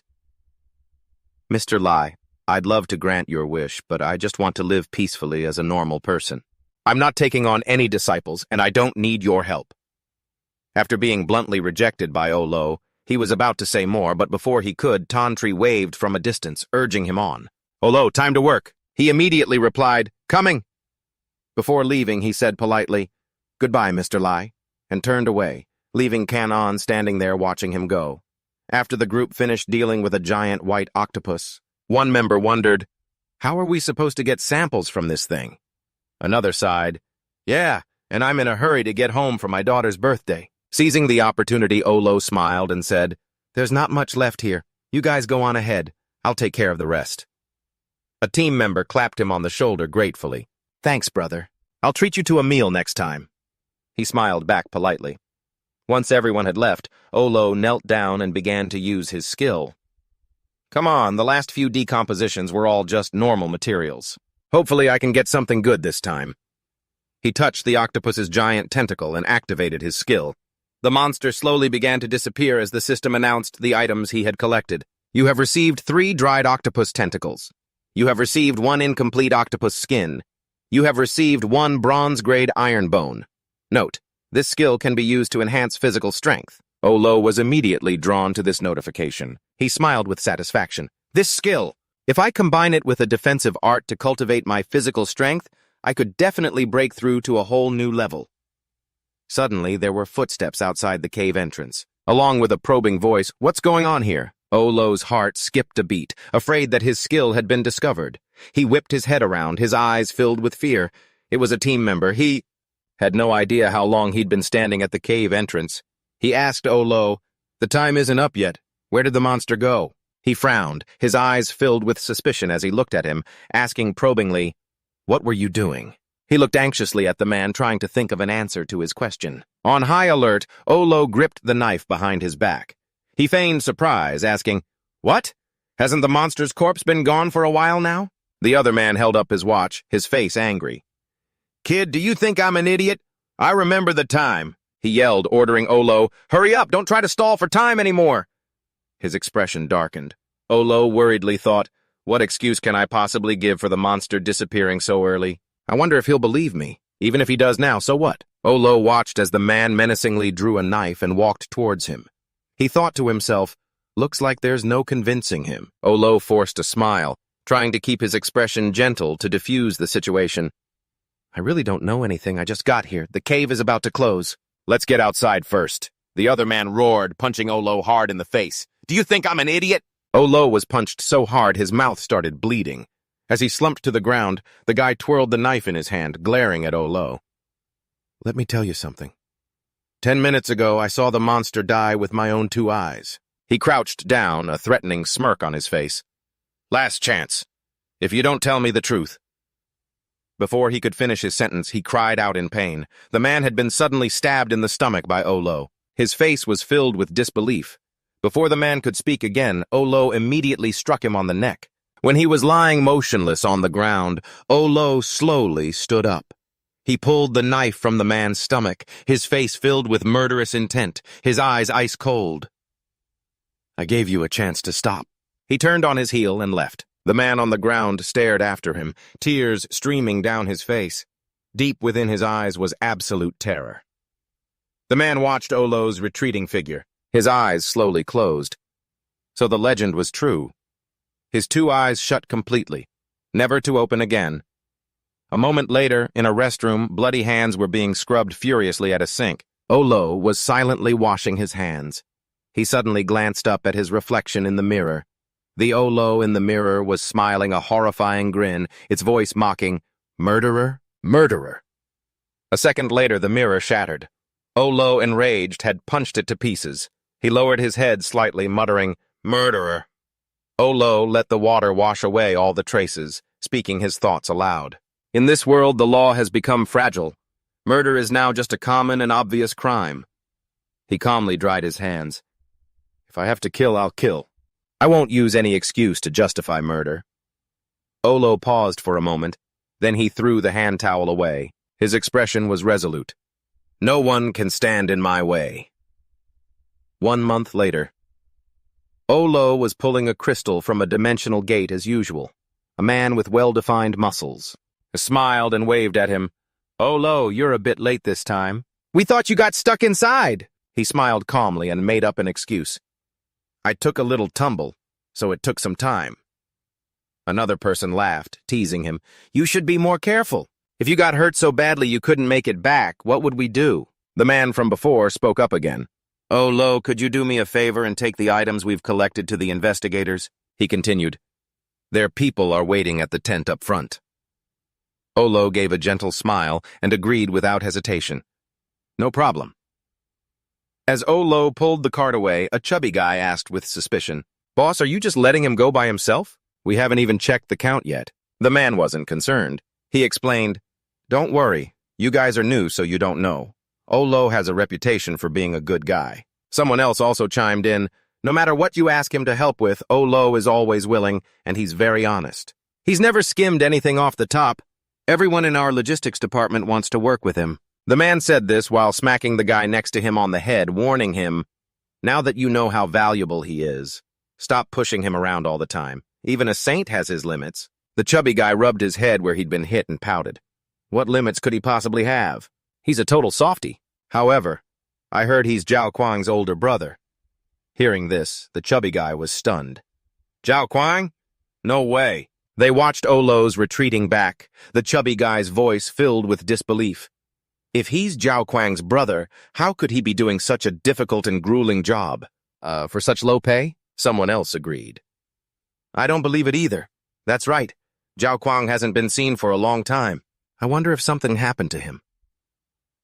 Later, Olo had just bought some food and was on his way home. Olo closed his eyes, exasperated. He let out a long sigh. Olo spoke. How long are you planning on following me? Can-an, who was hiding nearby, panicked when he heard that. He peeked his head out, looking around. I was hiding so well this time. How could I have been discovered? Who's following him? Olo had already appeared beside Can-an. He suddenly clapped a hand on his shoulder. What are you looking at? I'm talking to you. Can-an was so frightened that he yelped and jumped, slamming his head into the wall right next to them. Olo watched Can-an sitting on the ground, clutching his head, a big question mark forming in his mind. With guts like these, he dares to follow people? Can-an asked awkwardly. How did you find me? Olo put his hands on his hips, his expression serious. Do you think you're being clever, young Master Lai? You have seriously disrupted my life. In a stern tone, Wu Lu said, I'm seriously warning you. If you keep harassing me, I can't guarantee I won't do something to you. Jing-an grew even more timid. Can you really not give me one more chance? He thought to himself, it feels like my courage is about to run out. Am I just supposed to trudge home all alone? Wu Lu paid no attention to his words, walking straight past Jing-an. He followed behind Wu Lu and stammered out a proposal. I've recently discovered that I still have some value. I can definitely help you. Wu Lu's tone was scornful. How can you help me? Sorry, but right now I don't see any value in you whatsoever. Jing-an clenched his fists, mustering all his courage. I can help you sell things. Hearing this, Wu Lu was alarmed, his pupils constricted. He whipped his head around, his face incredibly grim. So, you say you admire me, and respect me, but what you were really doing was stalking me, investigating me, huh? Jing-an waved his hands in a panic, shaking his head repeatedly in denial. I only found out by accident. I just know you're planning to sell a few things, that's all. Li Jing-an clenched his fists and asserted confidently, Sir, I have my sources, but I won't pry into things I shouldn't. I can definitely help you. Wu Lu was lost in thought, considering the offer. Although Li Jing-an himself isn't powerful, his status is more than enough to make up for it. If I sell them myself, moving too much at once will attract unwanted attention. Maybe I should consider working with him. Wu Lu looked up and started to speak. You! Suddenly, a loud explosion erupted, making them both jump. Jing-an looked toward the source of the sound. Isn't this supposed to be a safe zone? How could an explosion happen here? On the rooftop of a nearby building, two hazy figures appeared in a flash. When Jing-an saw one of the men's faces, he screamed in horror, Brother! Brother Z! He and Thuafong were floating in the air, facing one another. Ez grinned smugly and said to Thuafong, A 7 stars heavenly fist wielder. I didn't expect to catch such a big fish. Thuafong didn't reply, simply firing a shockwave straight at Z. He quickly tilted his head to dodge, but Thuafong's razor-sharp attack still sliced off a few strands of his hair. Still wanting to play around, he let out a taunt. Ooh, striking so soon? Not going to exchange a few words first? Don't you want to know who I am, where I come from, or what makes me so special? Thuafong replied indifferently. Z ignored him and rattled on, introducing himself. Oh, I'm the first villain to make an appearance, you know. This is a privilege I had to fight tooth and nail for. Can't you just play along with me a little? I'm not interested in any of it, Thuafong stated. He channeled his power, causing energy to gather in his palm. He pulled out a sword and grasped the hilt, saying, Perhaps. He coldly pointed the sword's tip at Z and continued, Once you're dead, then I'll cooperate with you. On the other side, Z also conjured a fireball and pretended to stop Thuafong. Whoa now, let's not be like that. Even though I'm the villain... He gathered his power, making the fireball grow larger and larger. Do we really have to fight? Without another word, Heavenly Fist Thuafong charged forward to attack Z. Ez blew lightly, and the fireball shot from his hand, flying forward. Thuafong put his strength into a slash at the fireball. The orb's power was nothing to scoff at. Sword and fireball collided, creating a massive explosion in midair. Suddenly, Thuafong's blade sliced through the smoke, stabbing straight for Z. He calmly stopped the blade with 2 fingers, looking arrogant. He teased, My, so aggressive. As expected of a Heavenly Fist. You don't leave bad guys much room to breathe, do you? Thuafong took advantage of the opening, suddenly thrusting another sword at Z's face with lightning speed. In that split second, Z jerked back, successfully dodging the treacherous strike. His hand let go of the first blade and Thuafong swiftly reclaimed it. Z's interest was piqued. Wiping a trickle of blood from his face, he said, "So, the Heavenly Fist is a dual wielder." New information has been updated. How delightful. Thuafong gave him an arrogant look and said with a sarcastic tone, "Is that so? Congratulations." Z grew even more excited at this. He laughed heartily. "Ha! What am I going to do? I'm suddenly having even more fun." The two resumed their clash as Jing'an and Wu Lu watched from below. Jing'an panicked and started to run. Seeing this, Wu Lu grabbed his shoulder, stopping him. "What are you doing?" he asked. He snapped, "Let go of me! I have to go to my big brother!" Wu Lu, finding his behavior completely baffling, frowned and questioned him. "And then what?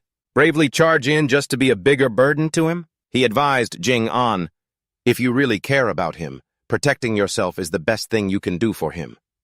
Then he looked up at Thuafong and Z. He wondered to himself, to think he can fight on even footing with the strongest of the 7 stars, Li Thuafong. Just who is this man in the white cloak?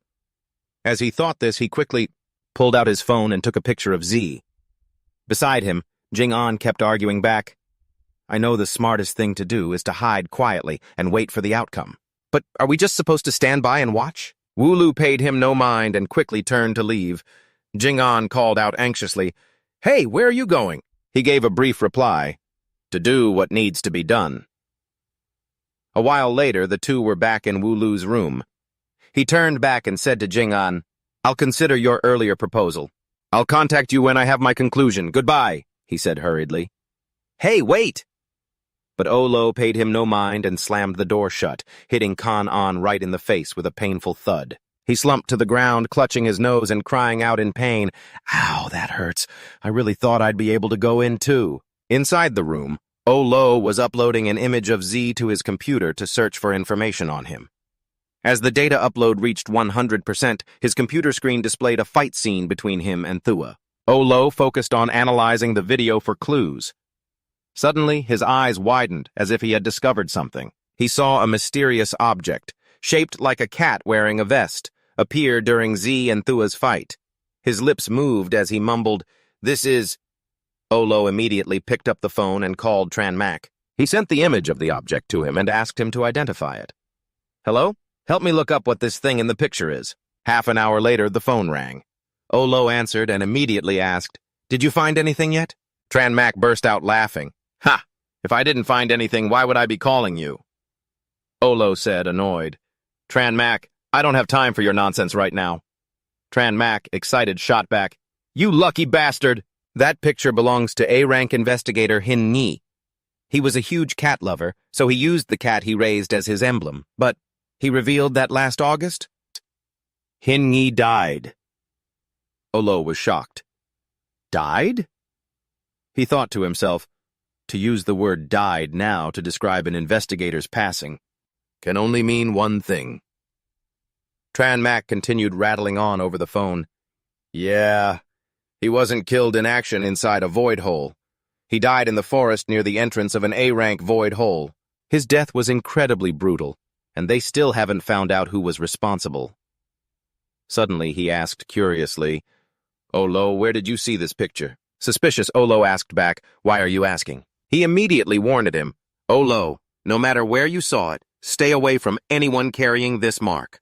If I'm not mistaken, this symbol means trophy." Olo slowly walked towards the window, phone in hand. "Trophy? What do you mean?" the person on the other end of the line yelled. "Are you really not getting it, or are you just playing dumb?" Approaching the balcony, he opened the door and stepped out, looking over the surrounding battlefield. Olo thought to himself. He ran. On the other end of the line, Tran Mak told him, "The mark of a person becoming a trophy. For someone else, what else could it possibly mean?" Olo asked him, "Do you have any leads on them?" On his end, Tran Mak sat comfortably on his sofa and replied, "Of course I do. Just beg me and I'll tell you." Without hesitation, Olo replied, "I'm begging you." Tran Mak became serious. He said to Olo, "Stealing someone else's symbol as a trophy, that's not funny at all. Right now, from what I know, there's only one person who belongs to the excavator, Tran Mac continued to talk about this mysterious, masked person. This person is extremely mysterious. Even the leader of the excavator can't keep tabs on him. The only piece of information on him is that he has an alias Z. Suddenly, Olo said something from his end that surprised him. The excavator? That crazy organization? Surprised, Tran Mac tapped something on his phone. You know about the excavator too? Olo explained to him Xiaoqi mentioned them before. Tran Mac continued talking about the organization. Oh, is that so? So you already know. The excavator is a transnational organization, but its members are extremely varied. The important thing is, even though they're like a bunch of lunatics, they're surprisingly united. Hearing this, Olo fell silent. Noticing this, Tran Mac asked, Hey, you're not planning on investigating them, are you? Are you out of your mind? You think you still have someone protecting you like before? Olo began to speak. You know something. How much? Don't lie, Tran Mac. Tran Mac began to explain the situation. The story about Kiki has already spread among certain groups. It probably won't be long before regular people find out too. Olo asked seriously, Where did you hear this? Across from Tran Mac, a mysterious red-haired woman placed a black card on the table. Tran Mac gave the red-haired woman an OK signal. He continued speaking to Olo on the phone. The Datong Commerce Guild. Don't get me wrong, even though the guild deals in information, they wouldn't go so far as to sell this kind of news. I just heard the rumors. And I pried it out of their chairman's mouth myself. Olo continued his request. And him? I already know. Tran Mac asked him to keep investigating and gathering information on the people who seize these trophies. But don't let it put you in danger, okay? Tran Mac immediately agreed with him. All right, so what's your next move? Olo looked at the many photos of Xiaoqi plastered on his wall while talking to Tran Mac. When the news about Xiaoqi gets out, I'll move. Tran Mac said, Seeing you so calm about it actually puts my mind at ease. Tran Mac continued, But who asked you? Before he could finish, Olo bluntly hung up on him. His hand reached out to touch one of Xiaoqi's photos as a thought crossed his mind. I've been prepared for this ever since I learned from Mr. Tan that the news of Kiki's death might get out. The fact that the Investigators Association managed to keep it a secret for this long was really unexpected. Olo held her photo and gazed at it. It's a good thing they didn't turn you into a commodity, otherwise. Later, in a room, Olo was training with the robots. Suddenly, a robot attacked him from the right. He spotted it, but Olo still took the hit. Unable to block in time, two more immediately rushed him, forcing Olo to back away. Just as one of them was about to punch him square in the face, it froze. Jack Lee walked in from the doorway. He clapped and praised Olo. Not bad, your moves are much more graceful than before. You wiped the sweat from your face and walked over to Charlie. I have to thank you for your guidance, sir. Don't thank me. It's not like I've taught you all that much. He continued, Besides, you haven't been here that many times. Charlie pointed a finger at the two robots he had just fought. Normally someone with your physique, even with talent, couldn't possibly deal with them in such a short amount of time. Olo looked at the two robots and thought to himself, it seems the physical enhancement from the system is pretty noticeable. Charlie looked over at him. Don't worry. I'm not going to ask how you got so strong so quickly. I'm just curious why you came here today. He continued, And don't tell me you just came to train. I actually used my brain when I came out today. Hearing this, Olo looked at him without saying anything, and Charlie turned his back. If you don't want to talk, I'll talk. That kid, Li Chengfeng, almost caused a huge disaster. He sat down on a step. What are you standing there for? Sit down. As he sat down, he asked Charlie, What's this about Li Chengfeng? He nearly destroyed more than half of Mingkong City. Olo's face was filled with surprise. Charlie told him, Unexpected, right? That kid looks like a block of ice, but once he gets going, he doesn't give a damn about the consequences. You saw the fight between him and the man in the white cloak, didn't you? Olo replied, Yes, I did. Charlie lit a cigarette as he explained, The man in the white cloak is very strong, but dealing with him should have been easy for Li Chengfeng. I don't know what that guy did to provoke him. He almost went berserk. He continued, Zhao Guang must have told you that Li Chengfeng is the strongest of the 7 stars, but that's only on the condition that there are no restrictions. Charlie held the cigarette in his hand and gave him a bright smile. Let me tell you a little secret. Li Chengfeng is the only one of the 7 stars who has a restriction placed on him. That kid, if that restriction is removed, he becomes a true killing machine. Olo thought to himself, So that's how it is. An image of Cheng Feng appeared in his mind. Aolo thought, Xiaoqi once said the 7 stars are ranked by combat power. The strongest should be Tianshu. But she said Li Chengfeng was the strongest.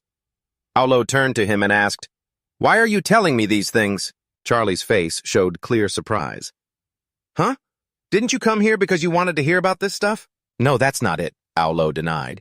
Charlie then asked him, So the man in the white cloak is your real target? Aolo frowned at him. Yes, I want to know his identity.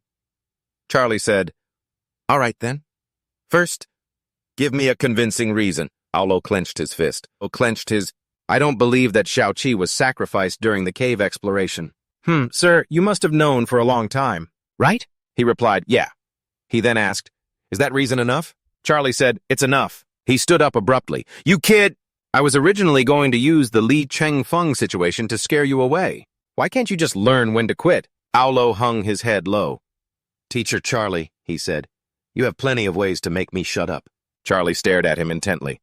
I can tell you, but once you know, there's no turning back, and the path you're about to walk has a 99% chance of being a path to your death. It also goes against Zhao Guang's wishes. Even so, you still want to know? The man in the white cloak comes from a new organization we have no information on called the Saints. Then he suddenly said something that stunned Aolo. The 7 stars are about to recruit a new member. Charlie held a lighter, preparing to smoke. Beside him, Aolo asked nonchalantly, Is the 7 stars sudden recruitment because of the Saints? Smoke billowed out. He asked lightly, The Saints' origins are a mystery, but their objective is very clear. What do you think? Aolo looked at him and answered with a question. Are they targeting the investigators or just the 7 stars? A bright smile appeared on Charlie's face. Is there a difference? If they want to eliminate all the investigators, they'll inevitably have to confront the 7 stars. Conversely, if they take out the 7 stars, the remaining investigators will be easy for them to control. They were talking amongst themselves. Aolo looked up at him and said, So we don't know anything about their background, and yet we know their names. Charlie then asked, Have you ever read any of those brain-dead novels? They're just like the villains in those kinds of novels. Extremely arrogant. They're just like the villains in those kinds of novels. Extremely arrogant. Aolo keenly observed, Is it like those evil cults that praise inaction? Charlie casually replied, Perhaps. After all, this world isn't lacking anything. Especially not a shortage of brain-dead fools. Aolo paused for a moment, then asked, Charlie, about Zhao Guang.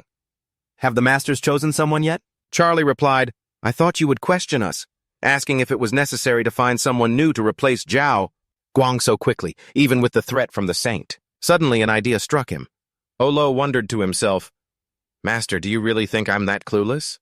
He looked at Aolo in surprise. You're the one obsessed with my little sister. How would I know if you wouldn't go crazy over it? He stood up, scowling, and said, To me, little 7 is first and foremost herself. Only after that is she my sister and the Zhao Guang of the 7 stars. Seeing this, Charlie smiled and praised him. As expected. Of my student. Even if you're obsessed with your sister, you're still more normal than that guy next to me who's obsessed with his little brother. He thoughtfully looked at his cigarette. The 7 stars are our country's strongest arrow and shield. Now that the situation is becoming more chaotic, we must maintain domestic stability and the stability of the 7 stars. Therefore, I'm sorry, Aolo. After hearing Charlie say this, his face turned pale with alarm. Aolo couldn't believe it. Could it be that the masters want to... He sighed softly. I'm sorry. This is the best solution we have right now. You couldn't hold it in, could you? Even if I hadn't asked today, you would have told me this anyway, right? Charlie admitted. That's right. Aolo, furious, realized the hidden truth. Once the news of Little 7's death is announced, it will definitely cause a national panic. But you people can't hide this any longer! Aolo clenched his fists angrily. So choosing a new person actually means finding someone to completely become Little 7. That way, in the eyes of the outside world, Zhao Guang 77 is completely fine. The news of her sacrifice is just a rumor. Aolo angrily stormed off, leaving Charlie standing there in a daze. Your plan is perfect. Charlie called out, Stop, Aolo! The investigation tournament has been moved up. We've received intel that many countries are planning to cooperate against us. As he spoke, Aolo's steps gradually slowed to a halt. He looked back at Charlie with a cold gaze. You people never intended to ask for my permission from the start. Now you're using a righteous cause to pressure me. So don't give me that look like you want me to understand you. After saying that, Olo just walked away. Charlie could only scratch his head helplessly, not knowing what to do. I already said it. I'm not suited for this. After a while, in the vast mountain forest, Olo stopped.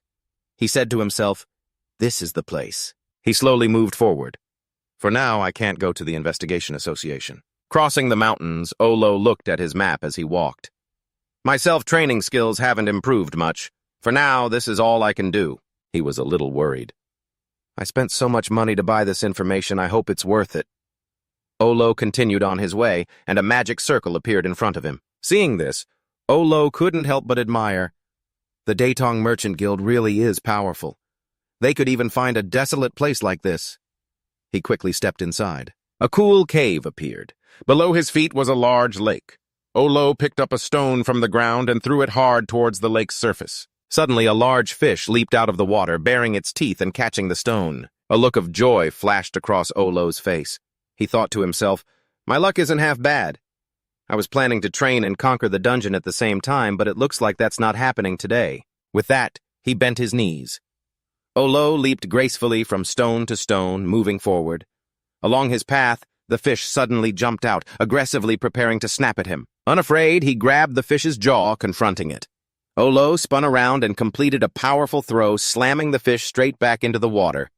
Landing on a rock, he thought with some annoyance. This is the first time in my life I've found fish to be this annoying. Olo continued to move forward. Thousands of fish rushed forward, scrambling with their mouths wide open, trying to bite him. One fish with its mouth agape lunged in front of Olo. He didn't flinch, but gave it a powerful punch in retaliation. Finally, Olo set foot on the ground by the lake. Looking at the thousands of large fish in the water, he let out a sigh of relief. Luckily, this is an E-rank dungeon with no amphibious monsters. Otherwise, with these numbers, I might not be able to handle them right now. Just as he finished speaking, a whole school of fish leaped up in front of him at the same time. Then, they all grew 4 limbs. They charged onto the shore, mouths wide open, ready to attack him. Olo frowned in annoyance and muttered, "You guys are really pushing it." The two sides clashed in a brawl. From a distance, only a plume of white smoke could be seen rising. Olo plopped down on the ground. Looking at the defeated fish in front of him, he murmured, "If they had pulled me into the water just now, my body definitely wouldn't have been left in one piece." With that, he touched the fish and began to absorb them. The system displayed a series of notifications. You have obtained 2-legged fish meat. You have obtained 2-legged fish scales. Notably, there was one notification that read, "You have obtained a 2-legged fish pearl." Olo picked up the item and examined its shape. He said scornfully, "I heard that pearls created by underwater monsters have a significant skin-beautifying effect, but would anyone really dare to use something so disgusting?" With everything settled, he continued his journey, mumbling to himself as he walked. "A whole pile of fish, and I only got 2 pearls. I guess they still have some value, but that's about what I expected. Even bosses have low drop rates for good loot, let alone these small mobs." Just then, he walked up to a lake. In the middle of it was a butterfly. Olo saw it and wondered, "Is this butterfly the boss?" He pondered for a moment, analyzing. Butterfly-type bosses have very high damage. A large portion of their scale powder can cause hallucinations. A few are even more terrifying because their powder contains a potent toxin. Then, holding the knife in his hand, Olo decisively threw it. Best to lure it to the rocks first. The butterfly was hit by the knife. Green blood flowed from its body. Small rays of light appeared in the lake, and the water began to recede. The butterfly fell to the ground, and only then did Olo get a clear look. The roots of the flower the butterfly had been perched on were wrapped around a piece of jade. Olo pulled out his knife and aimed decisively at the flower. Could it be that this butterfly is just a boss in name only, and that school of fish is the real boss? A knife throw hit the jade, shattering it. Olo landed softly. My luck isn't too bad today. He bent down and touched the butterfly on the ground.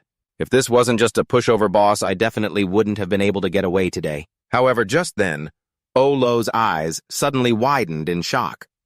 The next morning, Olo was out for his morning run when he ran into Tan Tree. Tantri stood in front of him, one hand in his pocket.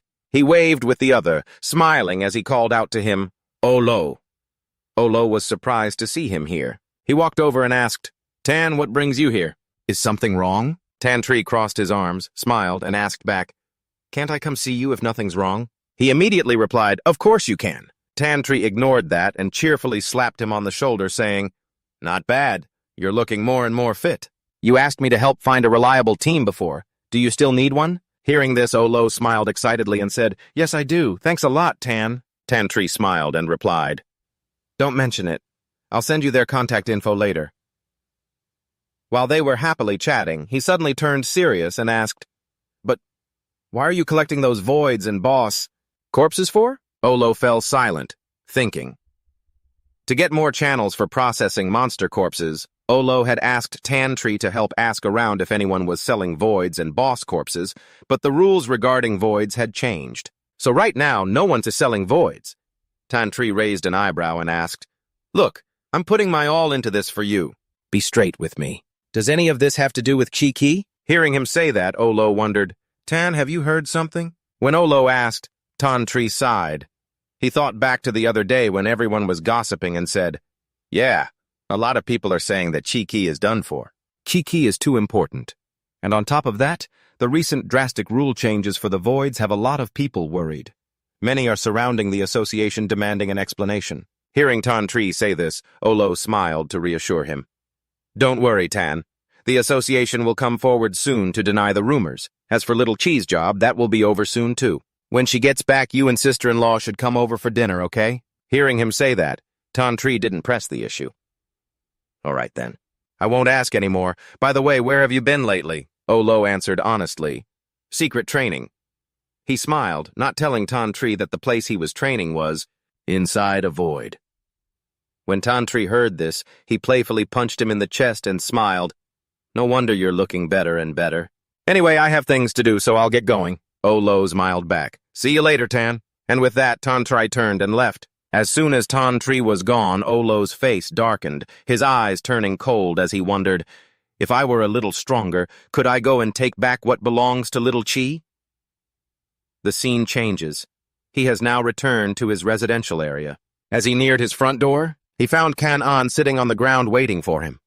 When Kan-an saw Olo had returned, he excitedly stood up and said loudly, "You're back!" Olo calmly kept his hands in his pockets and asked, "How long have you been waiting?" Beaming, Kan-an replied, "Not that long, only a little over 10 days. Hearing this, Olo said helplessly, "You're really something else." Then Olo opened the door and went inside. As Kan-an stepped through the doorway, he asked nervously, "Can I come in?" Olo paid him no mind and kept walking, saying, "You can also close the door and leave." Kan-an heard him agree to let him in the house. He beamed again and asked excitedly, "Big bro, does this mean you'll let me follow you?" Seeing Kan-an so excited and using such a familiar term, Olo wondered, "Are you this friendly with everyone?" Olo put the key on the table, turned to look at Kan-an and said, "I've thought carefully about your previous offer, Lee Kan-an.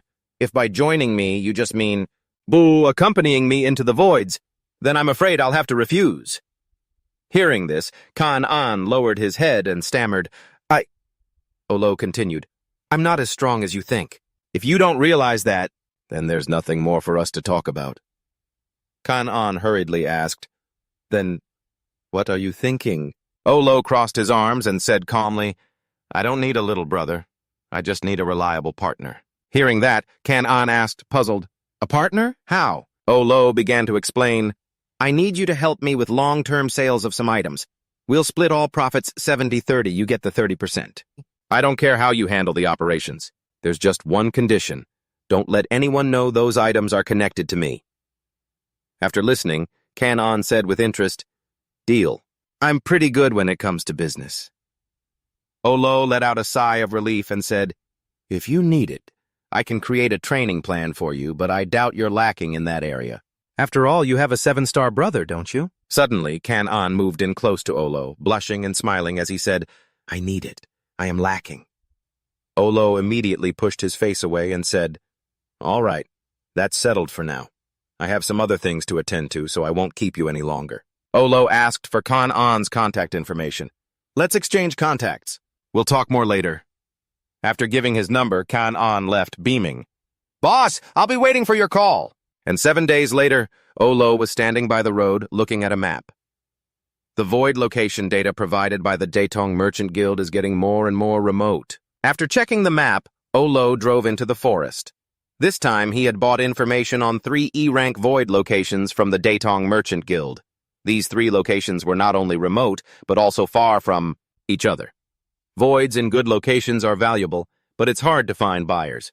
Plus, with the change in the void rules, the Datong Merchant Guild has also reduced the number of voids it's selling. Olo slung his backpack on, got out of the car, and said, I asked around before I left, but not even the Datong Merchant Guild could give me an answer. Hopefully I'll get some good news from Lee Kan-on's side. As Olo was walking into the forest, he saw a void gate materialize. Green snakes shot out of it, attacking him. He immediately swung his sword. He sliced the snake's head clean off its body. The snake died instantly, collapsing to the ground.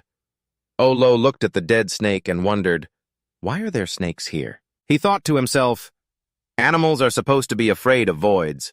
Ever since the voids appeared, no animal has ever dared to get near one, let alone harm someone right at the gate. He thought in alarm, if this is also caused by the change in the void rules, humanity's situation is going to get much worse. I have to hurry. Olo quickly stepped through the void gate.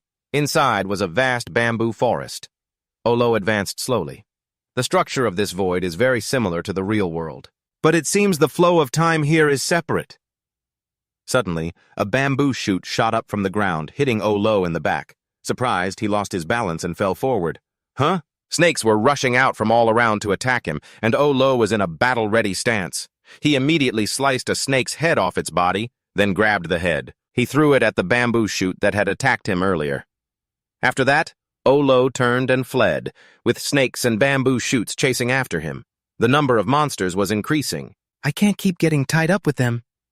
While running, he suddenly stopped. Olo looked back and saw that the monsters had stopped attacking him, and he wondered, did I get out of their attack range? Olo turned and continued on his way. What a shame. I lost quite a few salvage materials that time. As he was walking, he suddenly saw a long-haired man standing and reading a book. He was surprised, but quickly got into a defensive stance. A humanoid monster. Why is there a humanoid monster in an E-rank void? Olo mused grimly. Humanoid monsters are the most special type of monster to have appeared since the voids first emerged. Fewer than 100 people have ever encountered a humanoid monster. Or to be more precise, everyone else who has encountered one is already dead. While he was lost in thought, the humanoid monster noticed him. He asked curiously, have we met somewhere before? Olo stared at the humanoid monster engrossed in the book before him, his mind racing with conflicting thoughts. What does he mean, met me? There's no hint display. It's not a question-and-answer type monster. Could this be an undiscovered or newly emerged mechanic? He recalled, feeling a little anxious. I remember Xiao-Qi telling me about a type of humanoid monster that, when encountered, triggers a forced question-and-answer session. The monster's power is determined by the interrogated person's answer. If you answer incorrectly, the monster's power skyrockets. If you answer correctly, its power is weakened. He suddenly spoke, interrupting Olo's train of thought. Oh, well, I can't seem to recall. The humanoid monster cheerfully expressed his desire, using magic to conjure images of 4 movies. Then he made his request. I've seen all 4 of these movies. But lately I've been wanting to watch one. Help me decide which one is better. He was utterly baffled. He had never encountered a situation like this before. What on earth does this monster want? He has no intention of attacking, and I can't see his attribute bar. Olo calculated. Right now, I can barely manage to solo E-rank dungeons against this type of monster. I don't stand a chance. What should I do? Should I give it a try? In contrast to his apprehension, the monster was only interested in the movies. This one is pretty good. That one's good too. After a moment's thought, Olo offered the humanoid monster a solution. Why not watch all of them? He replied with his reason. Good things must be savored slowly. Hearing that, Olo asked him what genre he liked. The humanoid monster cheerfully stated its preferences. I like everything. You could only fall silent in the face of such a frustrating answer. After that, Olo suggested they just roll the dice. His face showed confusion when he heard the word dice. You held the dice in your hand, tried to stay calm, and continued, "Since you like everything and can't decide, let's let the dice decide." A humanoid monster thought that was reasonable and agreed, "Using this method makes sense." "How do you use this?" Olo thought to himself, "I don't have any information on him. I definitely can't beat him in a fight. The best thing to do right now is to just play along." After getting the humanoid monster's approval, you threw the dice. They landed on the ground showing the number 3. He exclaimed, "Wow, what great luck. This is the one I wanted to see the most." Olo just said to himself, "That's right, they're all the ones you wanted to see the most." The humanoid monster picked up the book again, a gentle smile on its face. You immediately backed away defensively, afraid of an attack, but it was surprised by your action. The humanoid monster asked blankly, "What's wrong?" To avoid suspicion, Olo quickly made an excuse and changed the subject. "Nothing. I was just bitten by an insect." "What are you doing?" He replied, "I'm looking for a gift for you." You asked in surprise, "What?" The humanoid monster flipped through its book, happily choosing a gift for you. What would be a suitable gift, I wonder? He took a page and decided, this one. The page was torn out and flew upwards in the direction the humanoid monster released it. He expressed his sincere thanks. "Thank you for helping me. This gift is for you." A piece of paper slowly flew closer, then transformed into a watch. He seemed very pleased. There are still good humans after all. But he didn't believe it. After giving the gift, the humanoid monster left through a portal, waving goodbye before it went. "I hope we can meet again later." It left Olo all alone. He was a little worried. So strange. A monster in a cave that even knows how to give gifts. The system notification panel appeared. "Congratulations, you have received a watch. Note 1. After wearing this watch, you can turn the crown to check your stats. Number 2, gain 1 death immunity, active skill. After use, the watch will be destroyed." Your face showed apprehension. Based on its appearance, this is definitely the most dangerous type of humanoid monster. But its every word and action made it seem so pure and naive. And to give away such rare items so easily, this isn't normal. So what kind of being is it, really?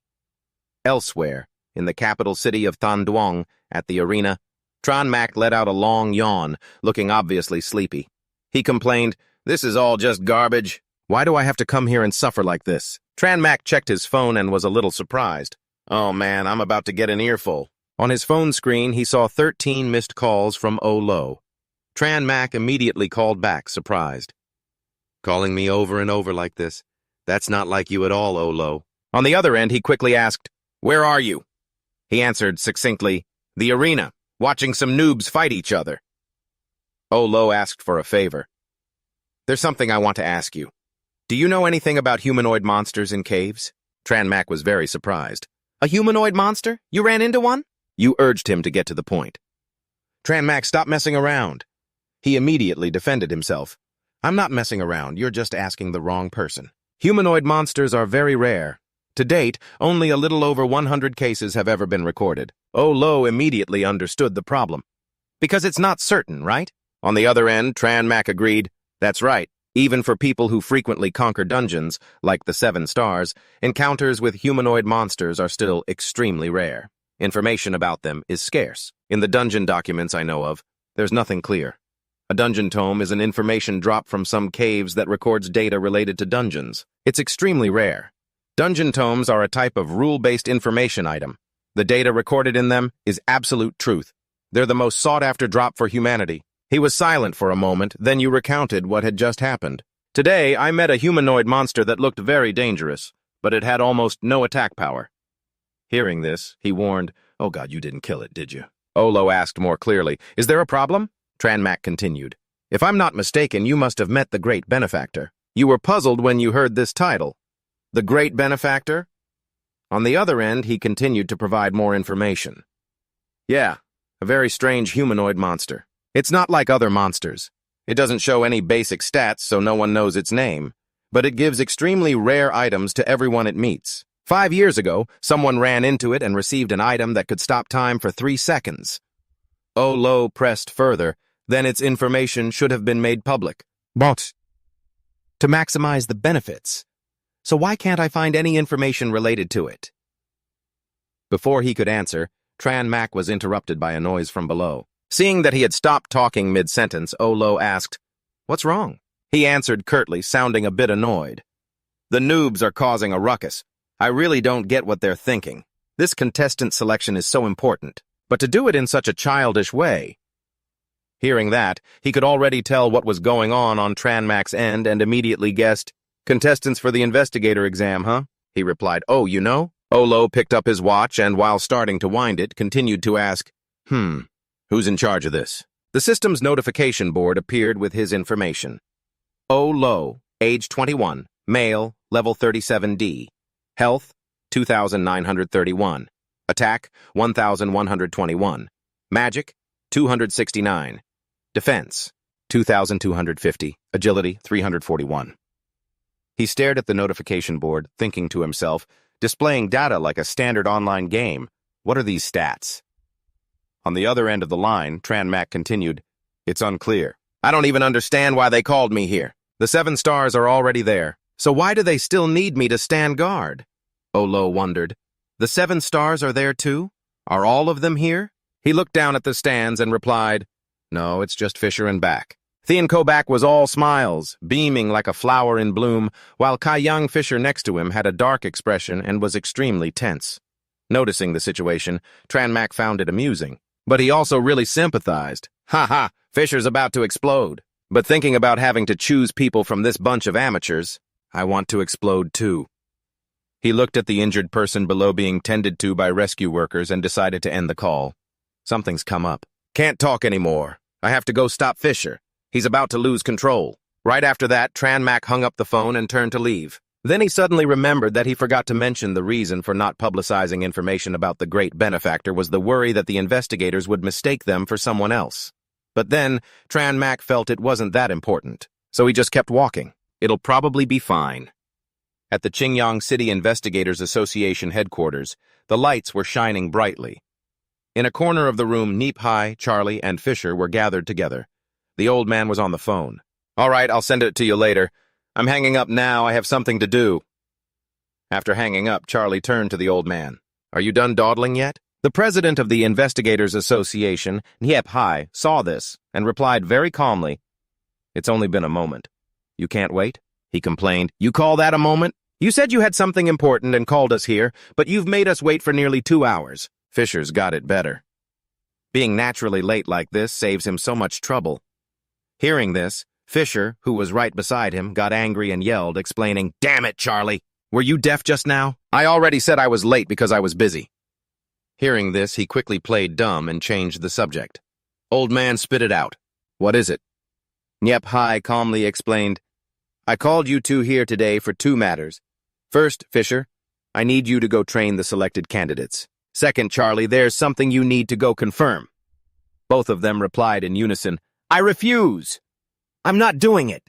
Neep-Hai's face showed a bit of confusion as he demanded, "Give me a reason." With an arrogant look, he sneered, "The people you guys chose are greener than cabbages in a field, and you want me to train them? Aren't you worried I'll train them into a bunch of useless trash? Even if they become trash, it's still better than letting them lose miserably in the arena." He turned to ask Charlie, "And you?" Charlie also gave his reason. "No time, no energy. I want to go home. Let me take a vacation." Suddenly, a notification appeared on his phone, catching Neep-Hai's attention. Afterwards, he ignored it and continued with his demands. "The time is set for 3 days from now. I've already informed Tran Phi to coordinate with you." Hearing this, Charlie became extremely irritated. "Old man, are you even listening to what I'm saying? I said I want to take a vacation." Neep-Hai didn't back down either, stating his position clearly. "I'm not discussing this with you two. This is an order." Fisher, completely unconcerned, turned and started to leave. "An order? Then have Tianshu order me himself." He sighed at his attitude. Fisher's temperament is really... Before he could finish, the person beside him said sarcastically, "Old man, give it a rest. You people pick a whole bunch of broken goods, but then you make him clean up the mess. The fact that he didn't curse you out right on the spot shows he still has some respect for you." Charlie continued, "I'm very curious. Are you guys blind, or do you have a bunch of other unavoidable reasons?" Neep-Hai calmly asked in return, "I'm also very curious. Who did you just give the great benefactor's information to?" Seeing this, Charlie relented. "Fine, I'll go." The old man warned, This matter must rely on your intuition and abilities, Charlie. You will bring me a good result, won't you? The white-haired trainer's face grew more tense. He just remained silent. The next morning, at a training ground, Olo was practicing when Kan-an appeared. He saw him sitting on the ground, panting heavily after a run. He immediately remarked, "Have you never trained before?" Kan-an lay down, taking one exhausted breath after another. I've been jogging every day recently," Olo asked emotionlessly. "And how many steps have you run?" He pointed to himself and replied, "Just a few thousand steps." He then advised, "If you keep going on like this, I suggest you give up sooner rather than later. Even if you don't become an investigator, you still have a good future that ordinary people can only dream of." Kan-an helped the man up and explained seriously, "Boss, it's not that I'm lazy. It's just, I had a serious illness when I was a child, and my health hasn't been great ever since." He continued worriedly, "Boss, I'm not making excuses." Olo just asked, "Is there no way to cure it completely?" Kan-an sat up, panting as he explained his condition. "I've tried everything. My family has even invited investigators with healing abilities many times." The person beside him suggested, "What about the Void Cave?" Then he thought to himself, the Void Cave holds countless rare treasures. Surely there must be something that can restore one's health. He lowered his head, then shook it. Success in the Void Cave depends entirely on luck. Many powerful nobles also yearn for such things. Even if someone had one, if they had any sense, they wouldn't let others know about it. Olo was surprised. "None of them are willing to trade?" Kan-an grabbed a water bottle from the table. "I don't know if anyone is willing to trade with me, but there is one strange fellow who is." Hearing this, he was a little surprised. Strange? Could it be? He mentioned a person. "Have you ever heard of the one called the Great Benefactor?" Hearing this name, Olo's expression changed, but he quickly pretended he didn't know. "Never heard of him. Is he special?" Kan-an recounted, "Well, I heard that Thien-su of the Seven Stars once met him. For some reason, Thien-su didn't attack the Great Benefactor right away, but actually talked with him. Thien-shu's current weapon was a gift from the Great Benefactor." Olo feigned surprise. "There's a creature that kind?" He didn't suspect a thing. That's right. Otherwise, why would they call him the Great Benefactor? Later, some people who met the Great Benefactor learned that he not only gives away precious treasures for free, but also makes fair trades with others. Hearing this, he immediately remembered the link Charlie had sent him. "He told me to show this to you, but don't let anyone else see it, okay? Also, the link expires in 2 minutes, so watch it quickly." He thought to himself, "A few days ago I asked Charlie for files on the Great Benefactor, but there was no mention of being able to make fair trades. Was it because that part couldn't be recorded, or was it deliberately hidden from me?" As for what Tran Max said about being afraid of mistaking the person, there was no explanation for that either.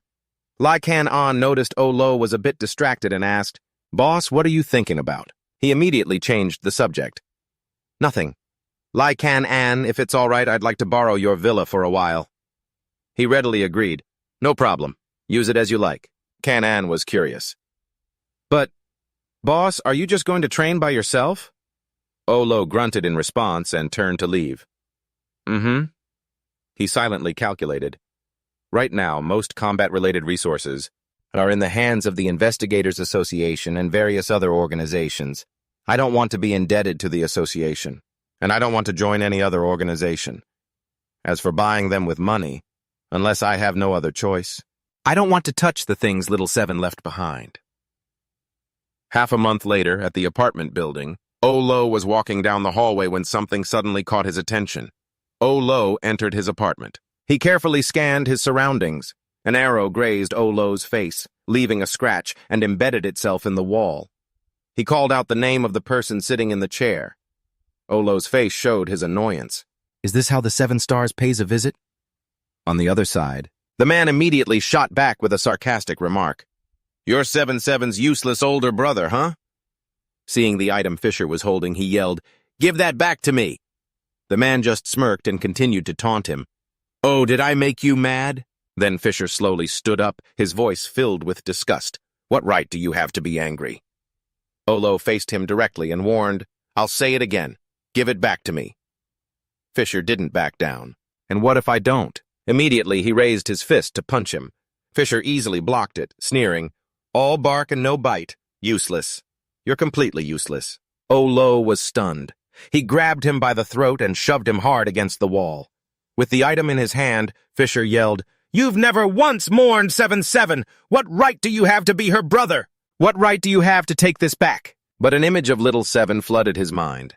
Her face was adorable as she said, "Big bro, I don't want a birthday party this year. Let's just stay home. Just the two of us, okay?" The memory vanished.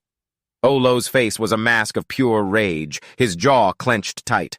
With all his might, he violently threw off the arm holding his neck. Olo swiftly turned the tables, going from defense to offense, attacking Fisher. His attack was decisive, but the man dodged it perfectly. Suddenly, Fisher's eyes shot open, his pupils shrinking as he let out a cry of pain. The agony contorted his expression.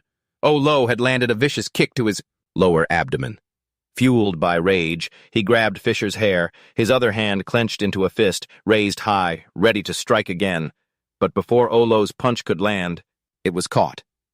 With his sharp reflexes, Fisher had anticipated his next move. A moment later, he quickly brought up his leg, blocking Olo's kick. During the confrontation, Fisher slipped up while defending himself, and the photo fell from his hand. Olo, one hand still clenched in fury, asked him, "Who the hell are you? What right do you have to question whether I'm worthy of being 77's older brother?" Olo's clenched fist opened, letting a few strands of golden hair fall out.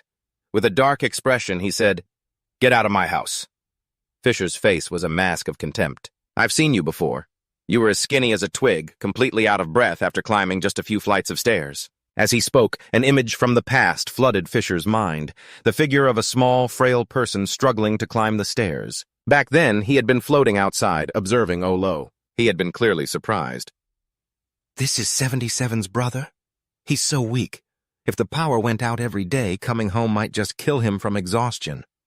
Back to the present. Fisher, filled with rage, roared, "Who the hell do you think you are? Do you only learn to cry after someone's already dead? She's dead and only now you decide to get stronger? Do you have any idea what people are saying about her out there? They're calling her an idiot. They say you must have had some dirt on her, otherwise, why would she take care of a useless bum like you?" Hearing this, Olo stood frozen as if his soul had left his body, offering no resistance. Fisher grabbed him by the collar, continuing his questioning. "You ask me what right I have to question you? From the moment she joined 17, I fought beside her, explored voids with her. We faced life and death together, side by side. So you tell me, do I have the right to question you? Go on, say something." But Olo remained silent in his sorrow. Fisher let him go, and Olo's body crumpled to the ground, completely drained of strength. With a heavy expression, he turned away and continued, "For all these years, I was always by her side. I was only absent once, just one single time." Fisher looked at the photos of little Seven on the wall, his heart filled with regret and self-blame. "If I had been there then, 77 would have been fine. Even if something happened, I would have died before she did, so why? Why wasn't I there that one time?" His face contorted in anguish as he gritted his teeth in regret. Hearing Fisher's story, Olo asked, "Then why weren't you there?" Hearing the question, he turned back to Olo and answered, 77 always used to say her brother treated her so well, that in the whole world, no one was better to her than her brother. I'm just very curious, did 77 know your heart was so cold? His face darkened with every word. Olo replied numbly, "Our relationship doesn't need your definition or validation. Now either state your reason for being here or leave." Hearing Olo's ultimatum, Fisher shot back, "What good would telling you do? Do you even have what it takes to get revenge for 77? He slowly got to his feet and answered without hesitation, "I don't believe 77's death was a sacrifice." That concise answer surprised him. "What?" Olo's face darkened. Wiping the photo in his hand, he explained, 77 had a one-time use item. It could have let her escape the void instantly. Fisher was stunned. "She didn't use it?" A profound look entered Olo's eyes. Did she not use it, or was she unable to use it? You know better than I do about that kind of special easy escape item. There are no strict conditions for its use. He walked past the motionless Fisher and offered his theory. Someone stopped her from using it. With 77's personality, as long as all her comrades weren't dead, she would never have abandoned them to escape alone. As Olo hung up the photo of little Seven, Fisher's voice cut in, firm with conviction. "There is absolutely no way there was a traitor on her team. I would bet my life on that." Olo's profound expression didn't change as he asked, "What if someone else used that special item?" Hearing the vague clue, Fisher started to understand. "You're saying," Olo explained, "once someone enters a void, it immediately goes into a temporary lockdown. If someone uses a special item to force their way in, the void's boss has its power doubled." Fisher's brow furrowed. "So a boss that was manageable at first and would become impossible to defeat." Seeing that he understood the key point, Olo added, "The 17's planet is a top secret. Do you believe there was an inside mole, or that the enemy is simply all-powerful?" Hearing this, Olo's words left him speechless. Let's assume there was no mole, and the enemy didn't force an entry. What if instead they used a special type of lockdown tool that prevented 77 and her team from leaving the void normally? That hypothesis made Barker look utterly shocked. According to his theory, the sequence of events would be simulated. The special lockdown tool would cause the void to be sealed and shift into a primordial closed state. Within 3 minutes, all the oxygen inside would be gone. Even if they destroyed the void's core, they couldn't escape. The only way to survive is to use a forced escape tool. Olo stepped closer, cornering him. So why didn't 77 leave or give the tool to a teammate? Let whoever can live, live. I don't believe that you all never considered this possibility. Backed against the wall, Fisher stammered with a panicked expression. But those special tools are extremely rare. Olo's questioning gaze remained unwavering. So what if they're extremely rare? If it can be traded for the life of a member of 17, then any price is worth it. Under the immense pressure, he slumped to the floor, his eyes filled with sorrow as he spoke. Recounting that day, he said, "I was supposed to go with 77. But then we received an urgent distress signal. The caller was the son of a high-ranking association official. There was nothing special about him, but he recklessly entered an A-rank void dungeon. We investigated afterward and found that aside from abusing their power, he and his father had no other issues. We also considered the possibility that 77 had been set up by someone, but there was no evidence. No matter how much we investigated, we couldn't find anything." Fisher then looked up at him and asked, "So what about you? How are you so sure about 7? That she wasn't sacrificed in battle?" Olo replied, his voice heavy with emotion. 77 promised me she would come home. She has never broken a promise. I trust her." That answer left him speechless. Fisher slowly stood up and said, "I understand now why 77 valued you so much." He picked up the sword, which was wrapped in a layer of white cloth. Fisher grabbed the hilt with one hand and pulled off the wrapping with the other, revealing a magnificent red sword. He held the sword reverently with both hands and presented it to Olo. "This is 77's sword. She had 2 she regularly used. One was left in the void dungeon. I'm giving this one to you." "No, I'm returning it to you." He took the sword with both hands, his eyes filled with sorrow, and said, "Thank you." Fisher, with a somber expression, said, "What I can do is only this." Olo looked at him and asked, "Did the others agree to you bringing this out?"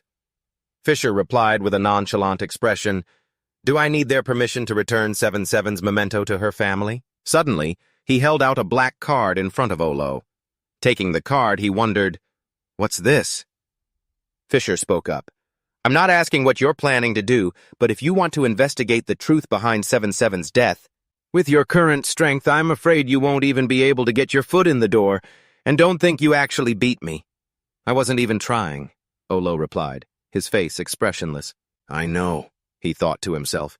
"If he really went all out, he could probably beat me in a single move." He crossed his arms arrogantly and said, "It's good that you know. Right now, our combat resources have been severely cut. 77 is no longer here. I have to look after you in her place." Olo thought to himself, "I was just looking for a way to practice my swordsmanship." I can't believe it. A black card with striking gold letters. Master of the unbreakable sword style, Zhao. Unbreakable. Contact information. He stared at the card, thinking, Fisher really did me a huge favor. Fisher picked up the hat that was lying on the ground. "Oh, right, a replacement for 77 has already been chosen." Hearing this, Olo's voice went cold as he asked, "Who?" At a coffee shop, Kan-On rushed over to the table where Olo was sitting. "Sorry, big bro, I ran into some psycho on the way here, that's why I'm late." He wasn't upset at all. It's fine, I just got here myself. You're not hurt, are you? He quickly replied, I'm fine, today was my lucky day. Olo, a little surprised, asked again, what happened? Kan-an slowly began to explain. There was a man with a knife who went crazy and started slashing people on Thanshien Street. Luckily, no one was killed, but I heard that before that. He intentionally ran over and killed a pedestrian on Thiente Street, then ran to Thanshien Street with the knife. Seeing how calm he looked, he was very surprised. Big bro, why don't you look surprised at all? Olo picked up his coffee cup, took a sip, and added, as long as the void dungeons don't disappear, we'll see more and more crazy people like him. Kan-an sighed in agreement. You're right. Whether it's investigators or normal people, most of them are under a huge amount of pressure. He quickly changed the subject. Anyway, let's not talk about such depressing stuff, big bro. So why'd you call me here today? He began to ask for a favor. Yeah, there's something I need your help with. I want to get a set of controllable throwing knives. I also want a suitable set of gear. Can you get it? Kan-an thought for a moment. The gear is easy enough. You can buy it at the Daidong Commerce Guild, but you need some connections to get the good stuff. As for the controllable throwing knives, that's a bit tricky. I'll have to ask around. Olo showed his sincere gratitude. Thanks a lot. He replied casually. Don't mention it. Actually, big bro, there's something I wanted to discuss with you. I want to establish a guild. He asked, is the merchandise hard to sell? Kan-an shook his head. It's easy to sell, but it's a hassle and attracts a lot of attention. Olo agreed. That's true. But if you want to form a guild, you need at least 3 people. Have you found enough yet? Hearing this, he immediately confirmed, Big bro, you don't want to join? Olo declined. I don't want to attract any attention. Kan-an said cheerfully and enthusiastically, Don't worry, I'll take care of everything. Big bro, you can just be a silent partner. Seeing how insistent he was, he couldn't bring himself to refuse anymore. Why did you suddenly... Olo's attention was drawn to something. On the TV, a group of people was being shown. Kan-an was surprised. Hey, didn't second brother just go to the far south the other day? How did he get back so quickly? A girl who looked exactly like Little Seven was walking beside Fisher. He watched in silence. In the background, 2 people were chatting. It's been a while since we've seen all 7 stars together. I told you, those people were just making up rumors. 7-7 is the radiant light. She'd be the last of us to die. But with all 7 stars gathering, does this mean something big is happening? Olo's expression grew serious as he recalled the other day. Fisher had warned him, I can't tell you who is playing the part of 7-7. I can only say that person is the most pitiful and innocent pawn in this entire game. As he was about to leave, he stopped for a moment to add a warning. Also, I'm not going to pressure you with some for the greater good speech, but this situation is huge. No one can change what's happening, not even us 7 stars. I'm heading back to the capital for a few days now. Fisher stopped mid-sentence, then changed the subject. Anyway, you'll find out when you watch TV. If you can't accept it, then get stronger. Strong enough to stand shoulder to shoulder with the 7 stars, he continued silently in his mind. And then you'll experience an even greater, more helpless pain. Back in the present, Kan-an tried to defuse the situation. Big bro, don't let it get to you. Even if the rumors are absurd, a lot of people won't bother to think twice about them. Olo's face remained calm as he smiled as if nothing was wrong. I'm not angry. Seeing this, he could only remain silent. He then asked about his training. So, how has your practice been going lately? Kan-an hesitated for a moment, then replied, Huh? Why are you suddenly bringing this up? He's been a bit busy lately, so seeing him like this, Olo decided to just drop it. Don't be so tense. I won't force you, and I won't ask anymore. Olo stood up to say goodbye. I have to go away for a while starting tomorrow. I'll contact you when I get back. I'll be going now. Seeing him like that, Kan-an seemed worried and didn't know what to do as he watched Olo's figure walk away. He concluded, so he really is still angry after all. Kan-an let out a long sigh. He understood. Well, he has every right to be. If someone kept making up stories every day that my big bro was dead, I'd be mad enough to lose my mind too. At the indestructible sword arts training hall, the 2 men were chatting as they watched Olo practicing his sword swings. One of them, wiping away his sweat, said, Weren't you curious before about why Instructor Ditch High is personally guiding him? I've already looked into it. The other man was also curious. So which family is he connected to? He replied, "Not sure, but the hall master himself brought him here." The sound of their back-and-forth conversation continued. "Is he that good? But he's been here for less than half a month, and all he does is practice basic sword swings." "That's right. He practices 20,000 sword swings every single day.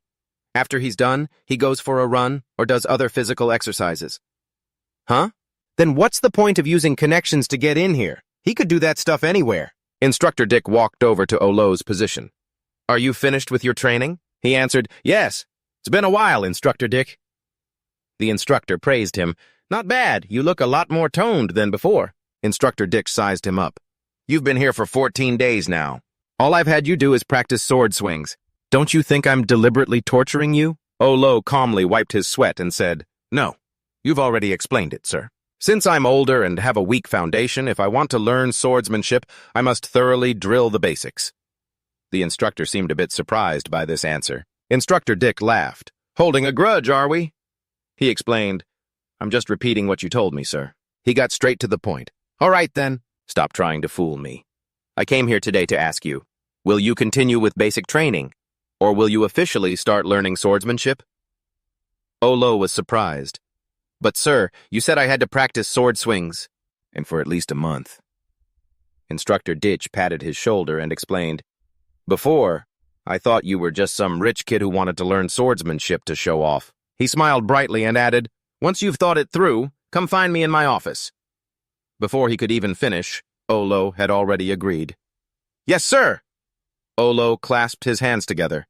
"From now on, I'll be counting on your guidance, Instructor Ditch." His expression turned serious as he observed him more closely. Then, Instructor Ditch turned away. "For me, the highest realm of swordsmanship can be summed up in a single word." He picked up a sword.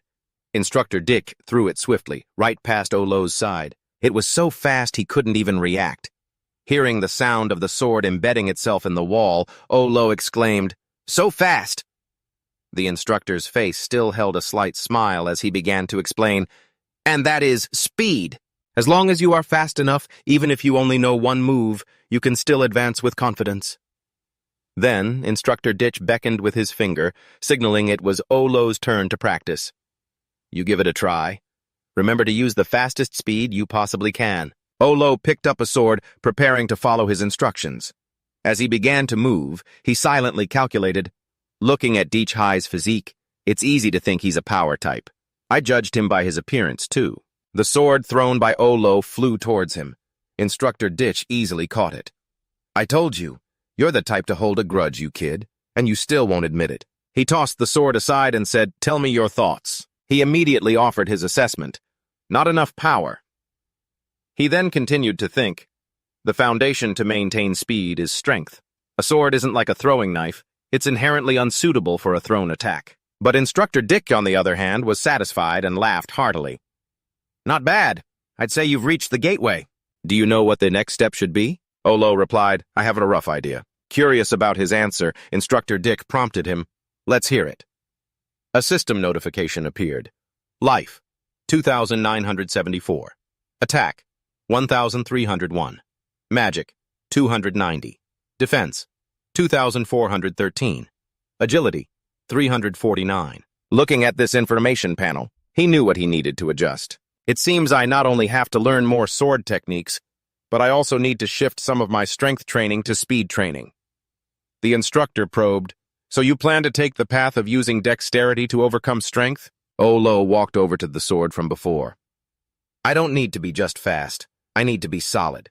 So I want to balance things out a bit." Instructor Ditch was even more satisfied. "Not arrogant, not impatient. Your mindset is quite good.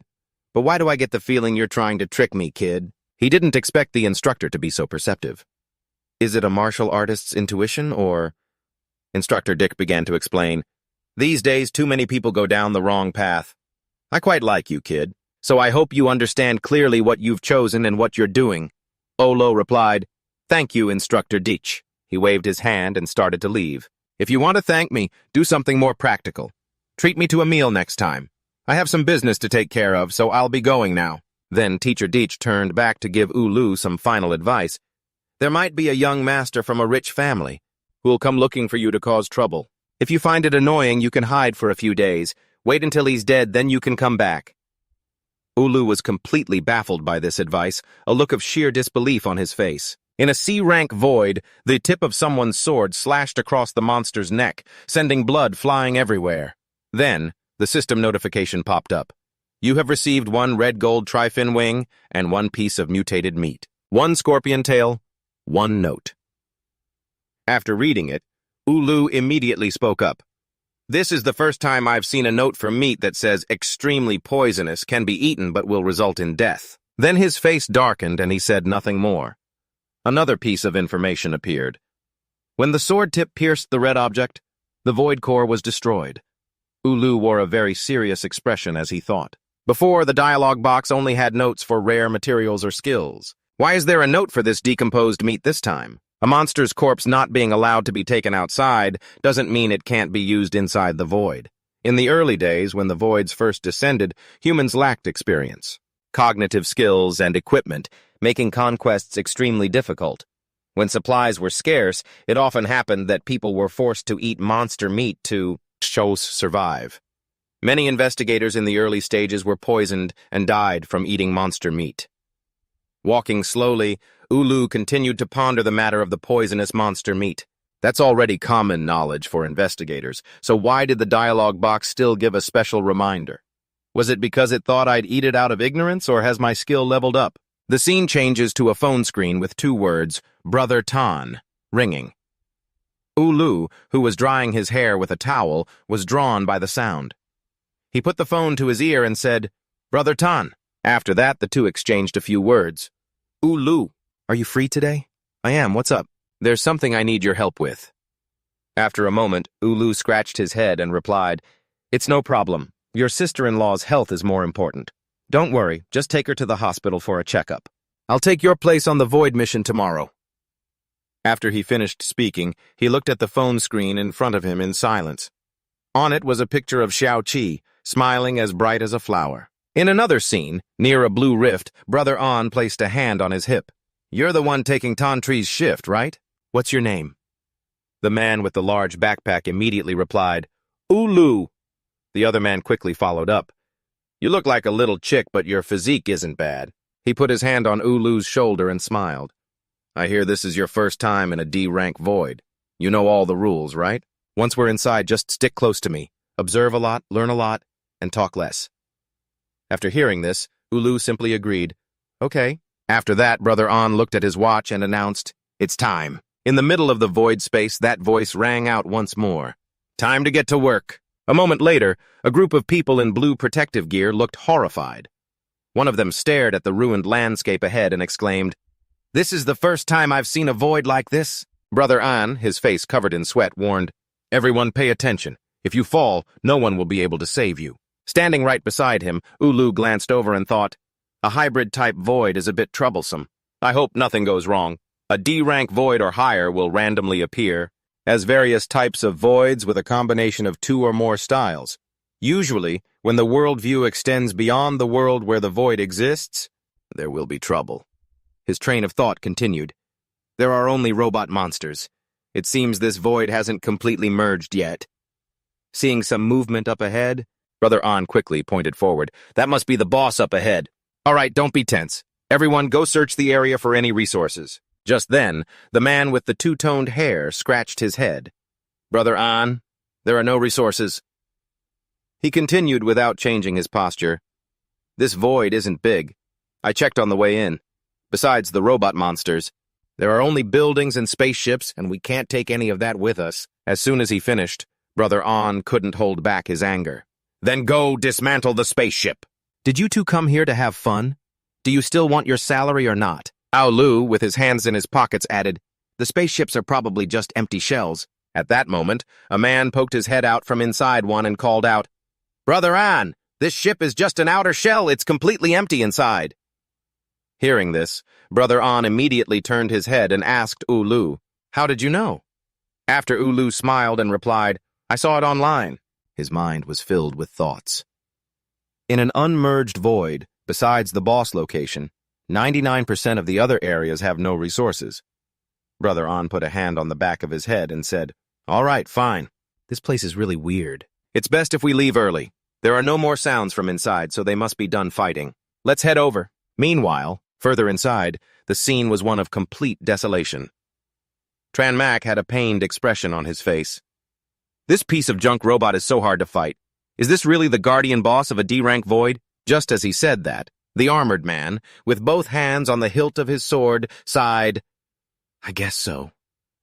Something caught his attention, and it was as if he'd found his saviors.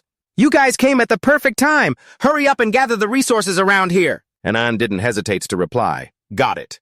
Then, with an unreadable expression, Tran Mak ordered, "Lao Ba, shatter the core. We have to get out of here now." Hearing this, the other person quickly agreed. Elsewhere, Olo furrowed his brow. With so many people, it would be difficult to take everything without arousing suspicion. But this kind of boss is extremely rare. Suddenly, a long spear pierced Lao 3 from behind. The sight left everyone completely horrified. He couldn't believe his eyes. When he looked back and saw it was Jia Min, he gritted his teeth. Why? Over there. An armored man and Tran Mak couldn't help but shout one after another, "Lao Ba! Jia Min, what are you doing? He was your comrade. He even saved you before." But Jia Min just replied coldly, "I know. To repay that debt, I'm giving him a quick and clean death." Hearing this, Tran Mak flew towards him with his spear raised, demanding, "Who in the world are you?" Jia Min easily dodged the fatal blow. Then he retaliated with a sharp slash of his sword, killing his opponent on the spot. Fresh blood dripped onto the floor. Jia Min then removed his mask and smirked. "Who am I? My real name isn't worth mentioning, but you can all call me Number 19. Instantly, the armored man gripped his blade, gritting his teeth as he asked, "Number 19, you're one of the Abyss?" As he finished speaking, his opponent looked slightly pleased. "So you're not completely ignorant." But An spread his arms wide. "Wait, I'll find a way to stall him. You guys focus on breaking the core and get out of here quickly." Hearing this, someone behind him sounded hesitant. "But, An," he replied in a stern voice, "there's no other way. And another thing, you have to get Olo out of here safely. Before coming here, Tantri told me to take good care of him. If he dies, how could I ever face him again?" Hearing this, Olo was silent for a long moment. He then immediately asked, "Then what about you?" As the words left his lips, An turned back, sweat trickling down his cheek. "I'm your big brother. It's my duty to take good care of you all." Suddenly, Number 19 seemed to remember something. "I almost forgot about you insignificant little insects." Hearing this, An raised the sharp axe in his hand. "Seize the right moment. You must get out of here alive." Then he charged forward. "I'll take you on!" But Number 19 was completely calm.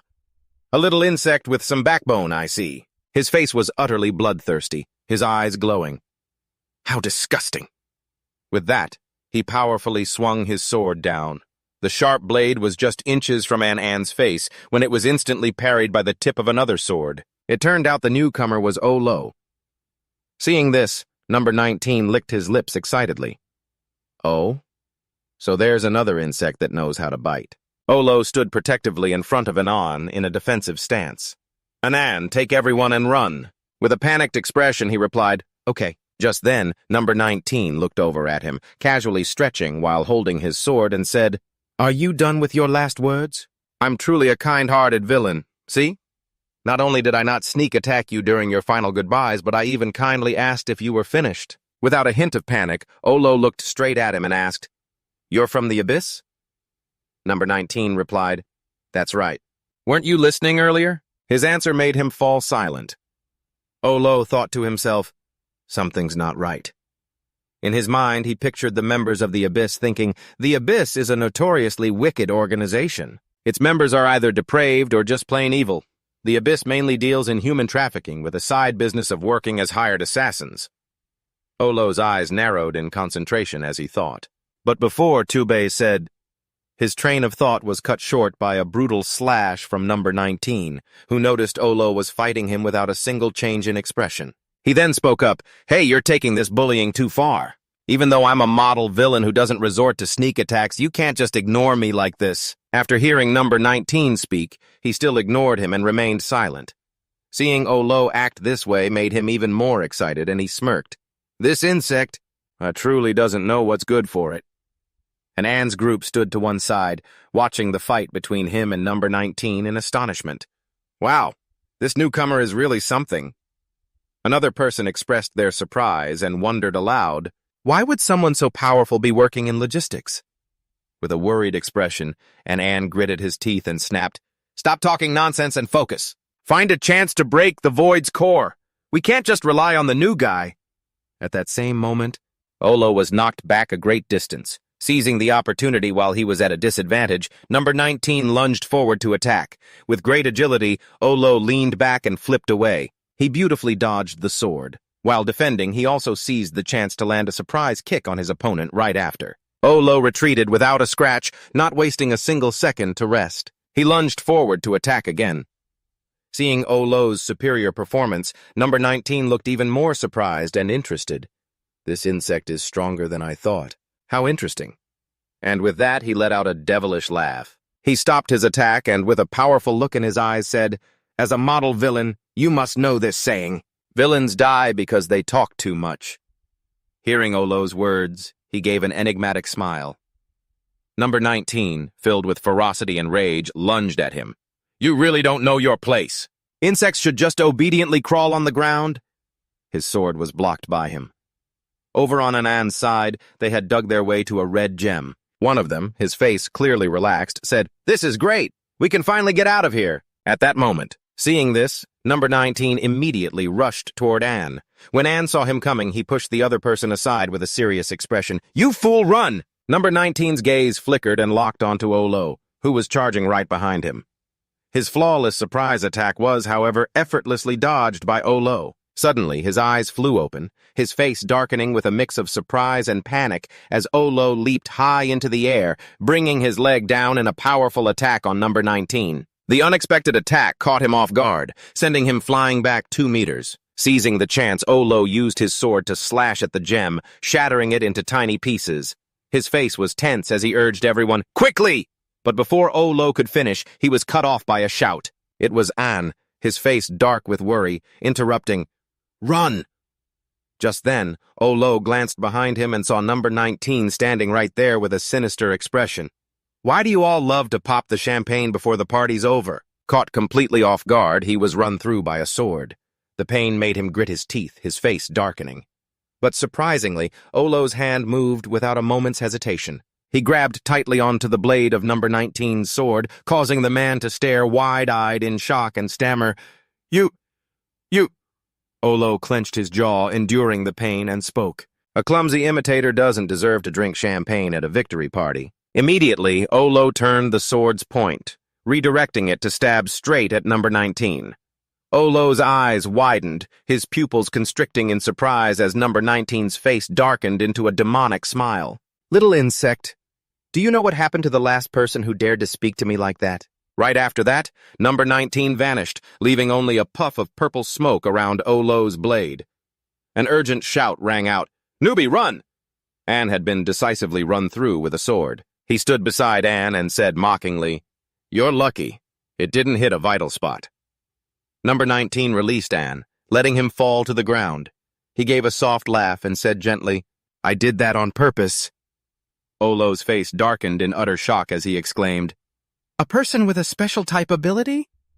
A stream of knowledge flooded his mind. Currently, the abilities of investigators are divided into 8 main types: attack, enhancement, magic, defense, control, support, and special. Each main type has many different sub-branches. My physical enhancement skill belongs to the enhancement type. The special type is the most complex. It can't be judged or assessed by common standards. Olo, his face somewhat pale from the wound, maintained a defensive stance, thinking to himself, "Special type. Illusionary clones can control a maximum of 3 clones. Each clone has a maximum strength of 2/3 of the original body. Even if he can only control 1 clone, my chances of winning are 10% at most." Hearing him, number 19 replied, "You've done your homework." He raised his sword, pointing towards another clone that was carrying their teammates over, and said, "And now, for the most thrilling part." Number 19 pointed his sword at Olo's teammates and asked, "Choose. Will you die or will they?" One person, despite the imminent danger, desperately urged him, "Run, just run away." Others looked terrified, wailing continuously, "I don't want to die, please save me! I don't want to die either. For Anne's sake, please save us!" Olo's face remained expressionless. He remained silent, showing no emotion. Number 19 smiled demonically and laid out his terms. "I'll give you 1 minute to think. If your answer is silence or if you abandon them, they all die." Just then, Olo glanced intently toward the spatial door. Suddenly, an arm draped over his shoulder. "Don't even think about pulling any tricks." Number 19 was standing right behind him. He whispered in Olo's ear, "I'll be watching you." Looking at his teammates, Olo thought, "I still haven't figured out the cause of 77's death. I still have so much to do.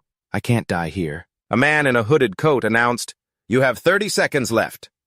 Anne, lying on the ground, breathed out wearily and stammered, "Just leave them." Hearing this, Number 19 immediately raised his sword mockingly. "You talk too much." He coldly swung down at Anne, but instead struck the man with the parted hair who had thrown himself on top of him. It was a horrifying sight. This made 2 men in blue coats cry out in horror, "Lao-san!" Meanwhile, Number 19 gritted his teeth and raised his sword high again. "The sound of these insects is so annoying!" Suddenly, Olo yelled, "Stop!" His hands gripped the hilt of his sword tightly, listening to Number 19's words. "I don't want to hear anything else that isn't your answer." Olo looked tense and said in a low voice, "Let them go. I'll stay."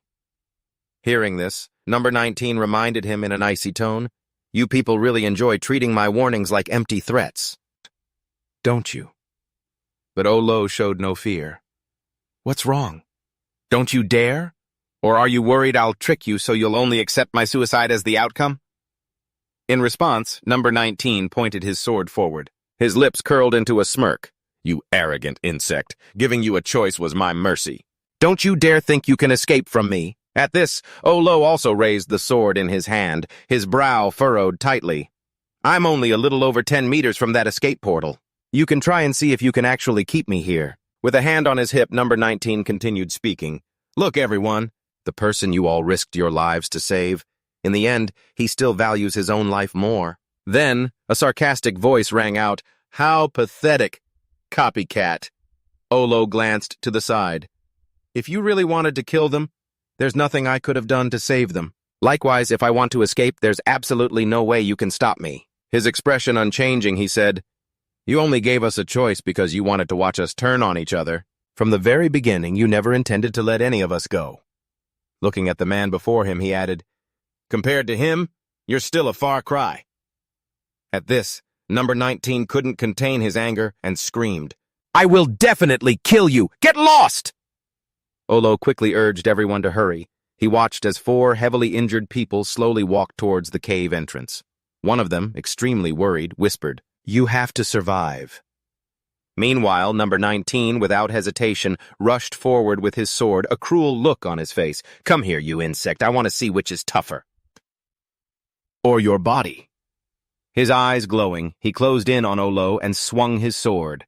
But Olo easily dodged, and with a single slash cut Number 19's weapon clean in 2. However, he quickly moved behind him. Olo immediately jumped back a few steps, but Number 19 followed up with a kick to his stomach. The attack sent Olo flying into the wall.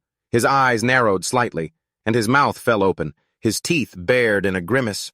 Olo quickly scrambled away to dodge Number 19's next move, but his opponent was a step ahead, appearing right in front of Olo. He planted his hands on the ground and kicked his legs up to block the blow. Just then, Number 19 flew behind him again, and so Olo had to use all his strength to fight him off. Seeing this, Number 19 sneered, "Is that all you've got, you little insect?" With that, he instantly vanished from in front of Olo, only to reappear behind him, preparing the finishing blow. "I'm done playing with you." Number 19 didn't say another word, slashing Olo in the back. The blade pierced through him, and blood gushed from his mouth. Finally, Number 19 kicked away his opponent's limp body. Blood dripped continuously onto the ground beneath him. Olo tried to force himself up, his body shaking in spasms, before he collapsed again. Seeing this, Number 19 let out a wicked smile and snapped his fingers. "It's been a long time since anyone dared to make me this angry. I'm going to punish you severely." A hand grabbed Olo by the back of his collar and started dragging him. His body was thrown to the ground once more. Number 19 looked at the trembling man and spoke, his voice dripping with sarcasm. Out of the kindness of my heart, I'll give you one more chance. If you can manage to crawl to the exit, I'll let you go. Meanwhile, Olo trembled uncontrollably, his mind fixated on one thing: survive and get out. He pictured Xiao 7, smiling and calling his name. Big brother! As the thought of Xiao 7 continued, a foot suddenly stomped down on his wound. Number 19 laughed, satisfied. And here I thought you weren't afraid of death. He ground his foot into the wound as he spoke. Hurry up and crawl. You're almost at the gate. Yet Olo kept trying, his hand reaching out. Survive. Survive. His left hand nearly touched the finish line. Survive. Seeing this, number 19 continued his mockery. How pathetic. Excuse me, could you move? At that moment, he turned his head and saw Xiao Xiao, her head lowered, hands tucked into her hoodie pockets. Excuse me, could you please move? I should be getting home. The words had barely left her mouth when number 19 scoffed. Well, well, another little insect. But she replied with perfect calm, I'm not an insect. Can you please move? After hearing the challenge in her tone, move for you? Sure. Kill me, and I'll move. The little girl asked, So I just have to kill you? Number 19 replied confidently, That's right. Kill me, and you can leave this place. And so Xiao Xiao said nothing. She let out a sigh, a jade-green light flashing in her eyes. What a creep. And then, with a single slash, she cut through number 19's neck as he was still grinning in delight. His head instantly flew from his shoulders. Olo watched, his face a mask of pure terror. Xiao Xiao simply crouched down. With her childish face and gentle voice, she asked, Excuse me. Did I really have to kill you just to be able to leave? Be able? Kid. Olo looked down at Xiao Xiao. I'm not going to stop you. He stared at the girl as she gazed nonchalantly at the ground. Suddenly, Xiao Xiao asked the corpse, So why didn't you move? Olo felt awkward. Hey, kid? She just grunted. Olo slowly got to his feet. It's nothing. Anyway, thanks for saving me. Xiao Xiao looked puzzled. But I didn't save you. He ignored her remark and asked another question. Can you tell me your name? Xiao Xiao's eyes lit up as she introduced herself. I'm Xiao Xiao. Can you buy me some meat? Everyone who asks for my name buys me meat. Olo didn't refuse the girl and immediately agreed. Okay, but before I treat you, I have to go home first. Xiao Xiao kept insisting. Meat. Olo sighed in resignation. All right. Later, at a steakhouse, Xiao Xiao was devouring her food like her life depended on it. She polished off 10 plates, every single one scraped clean. Watching how happy she was, Olo could only give a wry smile.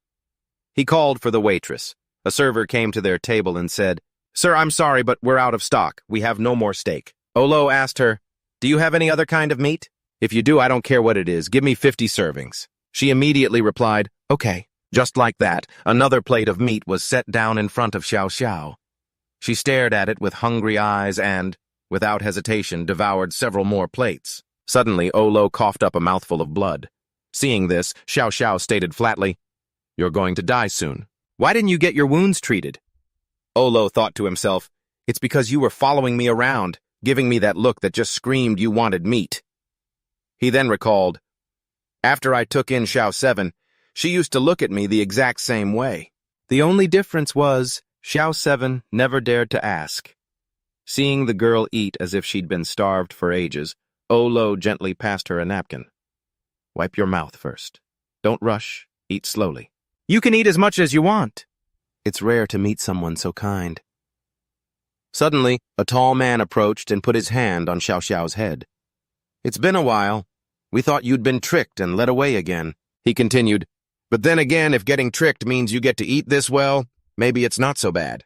Olo asked, puzzled, Excuse me, who are you? He then introduced himself. Oh, my name is Ouyang Shi, from Kwangge. Ulu thought to himself, Kwangge, a civilian investigation organization. That's pretty weird, isn't it? He said to him, Brother Ouyang, have you eaten yet? If not, and you don't mind, please join us. Ouyang Shi's face suddenly lit up. Really?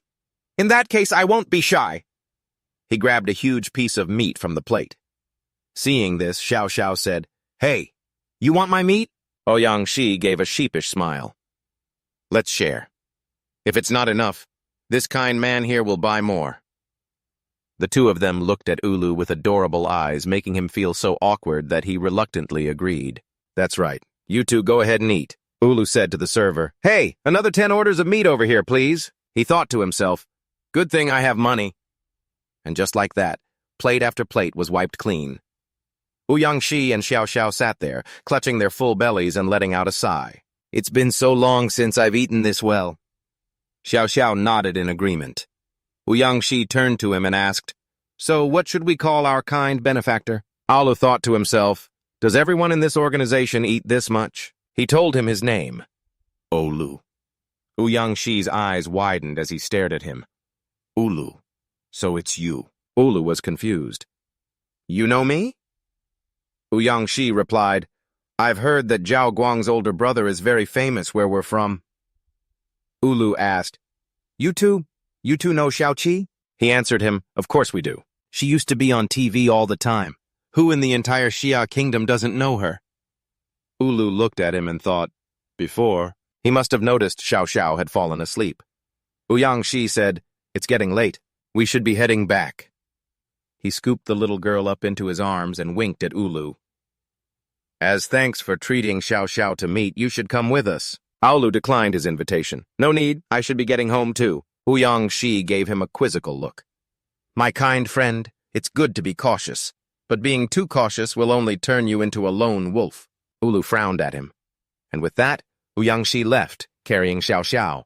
As he walked, his voice echoed back, We don't care about, nor do we want to pry into your little secrets. Whether you come or not is up to you. Later, at a place that looked like a construction site, Ouyang Shi led Ulu inside. He introduced the place to him. Welcome to the Kwangge base. A girl was sleeping with a book over her face. Suddenly she shot up, her eyes gleaming. Meat! Ouyang Shi tossed a bag of meat into the air. The pink-haired girl quickly snatched it. Ouyang Shi asked her, Xia Shui, are you the only one here today? Xiahig said as she opened the bag. Yeah, I'm on house duty. They went to work. Someone already went to look for Xiao Xiao. Opening the bag, she revealed a whole chicken inside. Sheshuk's mouth was already watering. She looked up at him, puzzled. Ah, Shi, did you strike it rich? Ouyang Shi glanced at Olu next to him. This is a gift for everyone from this kind man. He was too embarrassed to come empty-handed. Sheshu asked, Have I met you somewhere before? Ouyang Shi chimed in, He might be an acquaintance of yours. Suddenly, she dashed towards Ulu. Witnessing this, Ulu thought to himself, So fast. Xiaoshui felt Ulu's face. But I've never met him before. Ouyang Shi, still carrying Xiao Xiao on his back, told her, But you've met his younger sister. A hard-to-read expression appeared on his face.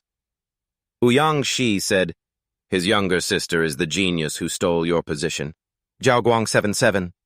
Xiaoshui's eyes went wide, her index finger lightly touching her left cheek. 77. So you're her older brother. Hearing this, Ulu's expression turned serious. So you know me too. Xia Shui remained incredibly calm. Of course, you're very famous. You didn't know? At that, Ulu's face grew even more tense. Famous for what? Zhao Guang 77's freeloader? Her bookworm? Or the good-for-nothing? Before the words were even finished, the other person quickly answered, Zhao Guang's reverse scale. Xia Shui turned her head away, refusing to look at the person before her. Among the 7 stars, Zhao Guang is the most benevolent and soft-hearted. Often, even when people humiliate her in public, she doesn't get angry. Because of that, outsiders see her as weak and easy to bully. As she thought of the ice-cold-looking girl, she continued, But one time, someone used you to insult her. Before that person could even finish their sentence, they were killed by Zhao Guang. At that moment, from the side, Ouyang Shi suddenly spoke up. She didn't even say anything, but from that day on, everyone knew that you are Zhao Guang's reverse scale. After hearing this, a sad look appeared in Ulu's eyes. 7-7. But Xia Shui didn't stop talking. Ah, Shi, you brought him back to ask for my help, right? Why did you have to stir up trouble and sow discord like that? As soon as she finished, he slowly raised both hands, feigning innocence. What? That's unfair. I just wanted him to know that you and Zhao Guang have a little history, that's all. Besides, this kind friend of ours is pretty cute. Instantly, Xia Shui shot a glance to the side. I don't see it. I remember Zhao Guang saying her older brother was a very gentle and kind person, but you don't seem anything like what Zhao Guang described at all. Ouyang Shi slowly walked over to join the conversation. When I first met him, I thought Zhao Guang was seeing her brother through rose-colored glasses. He's so cautious and defensive, like a hedgehog always ready to attack others. At this, Ulu's eyebrows knitted together tightly as he snapped, Are you two finished talking? What kind of person am I? I don't need your judgment. That's enough. Ha Tweet lowered her head slightly, closed her eyes, and let out a faint smile. This isn't a judgment, but an affirmation of the truth. Out of respect for 7-7, I'll give you a piece of advice. You should think about why 7-7 is so strong. She stood opposite O Lo. A person whose heart is filled with only hatred can never reach their desired destination. But he was still determined to turn and walk away. Thank you for the advice. I'll be taking my leave now, Ha Tweet asked with great concern. Aren't you going to treat your wounds? Without hesitation, O Lo replied, I'll handle it myself. Thanks. A moment later, Doong Hai gently reminded her, Hey, you went a little too far. And Ha Tweet quickly questioned him. Why do you still want to tease him? However, Doong Hee immediately gave his reasoning. I just think he's too closed off, so I wanted to help him open up a little. Ha Tweet was bending down to pick up a bag of things. Hi, I just don't want to overthink things. It's not that I'm clueless. Her slender figure sat down on the chair. Ha Tuyet used her hands to open the bag wide and sighed. Prices have been rising continuously these past few months. Tiu hasn't had a full meal in a long time. As soon as the words left her mouth, a dejected Doong Hee replied, From now on, I'll drive less. Ha Tweet immediately agreed. That's right. Compared to that bit of money, your mental health is much more important. Then Doong Hee waved his hand, changing the subject. When I saw he was injured and still eating with Tiu, I thought he was planning to take advantage of Tiu's abilities. So I used the meat to trick Tiu. He gently touched Tiu's head with one hand. Then I found out he was just inviting her to eat, and on top of that, he's Zhao Kuang's brother, so I brought him back. After he finished, Doong Hee's voice lowered slightly. Back then, among the many candidates, you were the most promising to become the Zhao Kuang. But before he could finish, Ha Tuyet cut in, I don't blame her. Hearing this, Doong Hai remembered the other's carefree image. I know you not only don't resent her, but you're also very fond of her. Otherwise, after what happened to Zhao Kuang, you wouldn't have been devastated for so long. That's why I wanted to bring him back. 1, to treat his injuries, and 2, so you could meet Zhao Kuang's relative. These words made Ha Tuyet lower her gaze and fall silent. Then she grumbled slightly, nosy. But Doong Hee just chuckled. Too bad everything's all messed up now. I just hope he can take your words to heart. And in the meantime, scene changed to the side of a street. O Lo, clutching his stomach with his hand, walked slowly forward.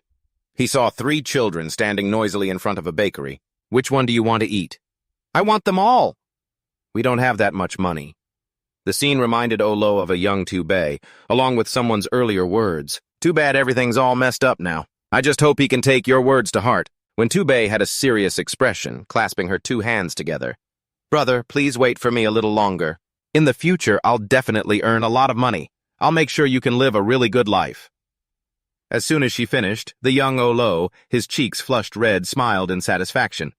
All right, then I'm counting on you, Tu Bei. And without any hesitation, she replied, I'll become the best, so you can become the happiest. Ha Tuyet's words once again appeared in his mind, but he himself was nothing like what Zhao Kuang had said. O Lo's mind was in a daze. Some things had gotten all mixed up. He sat down on a stone bench in the park, his voice low. After what happened to Tu Bei, I only focused on investigating the truth. Because of that, I not only became stronger, a thought flashed through his mind. I've only been an investigator for a few years. The number of people I've met isn't large, but they left a deep impression. An image of O Lo holding a sword, slashing at something, scheming. Next was the scene of him being thrown to the ground, powerless. A conspiracy. Then, number 19's sinister smile gradually appeared, his lopsided stance, betrayal, and all the people O Lo had come into contact with. but there were also those who selflessly risked their lives to help him, and Anne was one of them. Anne was one of... Returning to reality, Olo looked up and sighed, his deep eyes full of worldly wisdom. An image of Tyubei, puffing her cheeks and pointing to the sky. "Brother, your thoughts are too gloomy." Immediately, Olo was a little surprised and gave a forced smile. "Why would you say my thoughts are gloomy?" Hearing this, Tyubei immediately blushed. "That's not quite right. Compared to gloomy, you're more pessimistic." Looking at him, she continued, "Brother, you don't believe in human nature." Hearing this, Olo lowered his gaze slightly, his voice soft. "Maybe so. Maybe it's because I've seen too much that I unconsciously stopped trusting." He bent down to look at the person before him. "You have knowledge that far surpasses mine. You must also understand better than anyone that human nature cannot withstand being tested." At that, Tyubei showed a worried expression. "But no matter the environment, people are absolutely not all bad." Olo was very calm. "That much I believe." Tyu-7's expression became extremely serious.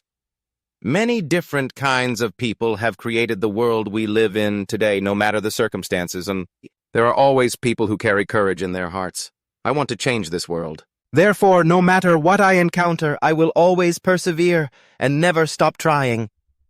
Her voice seemed to strike a chord in Olo's heart. "When there are more and more people like you, humanity will surely be victorious. We'll win back peace and stability. So please, be more resolute and courageous. Believe in the potential of humanity." As she finished speaking, Olo's gaze didn't waver in the slightest. His mouth gently replied, "All right." He pressed his hands against his cheeks. "I hate it when people scheme against each other." Then Olo, half asleep, looked at his phone screen. But now my first reaction to anyone is always suspicion and caution. On it was a picture of Xiaoqi, smiling happily and holding up 2 fingers. If I keep going like this, I'll definitely become the person I hate the most. In the empty space, Olo sat alone. Change the world, huh? He slowly stood up, lost in thought. "Xiaoqi, I don't like a world without you." Olo slowly walked forward. "I don't like being in this hopeless situation, where people only know how to scheme and betray each other. But I almost forgot your wish." His eyes sharpened, his brows furrowed as he thought to himself, "Xiaoqi, I'll try to believe in people again." Olo and Jing-an entered the slum, which looked incredibly gloomy and dilapidated. The people around them looked anything but friendly. Their clothes were all tattered, and everyone had an air of apathy. A few people sat by the roadside, their faces dazed and dejected. Walking behind, Jing-an couldn't help but gape at the surroundings. Olo, walking ahead, suddenly stopped and turned to ask him, "Are you surprised?" Jing-an, still looking flustered, stammered, I thought..." Before he could finish, Olo calmly cut in, "You thought my place would be this bad?" Hearing that, Jing-an suddenly felt guilty. "I'm sorry." Olo frowned, confused. "Why are you apologizing? It's not your fault." Jing-an, however, was still quite embarrassed.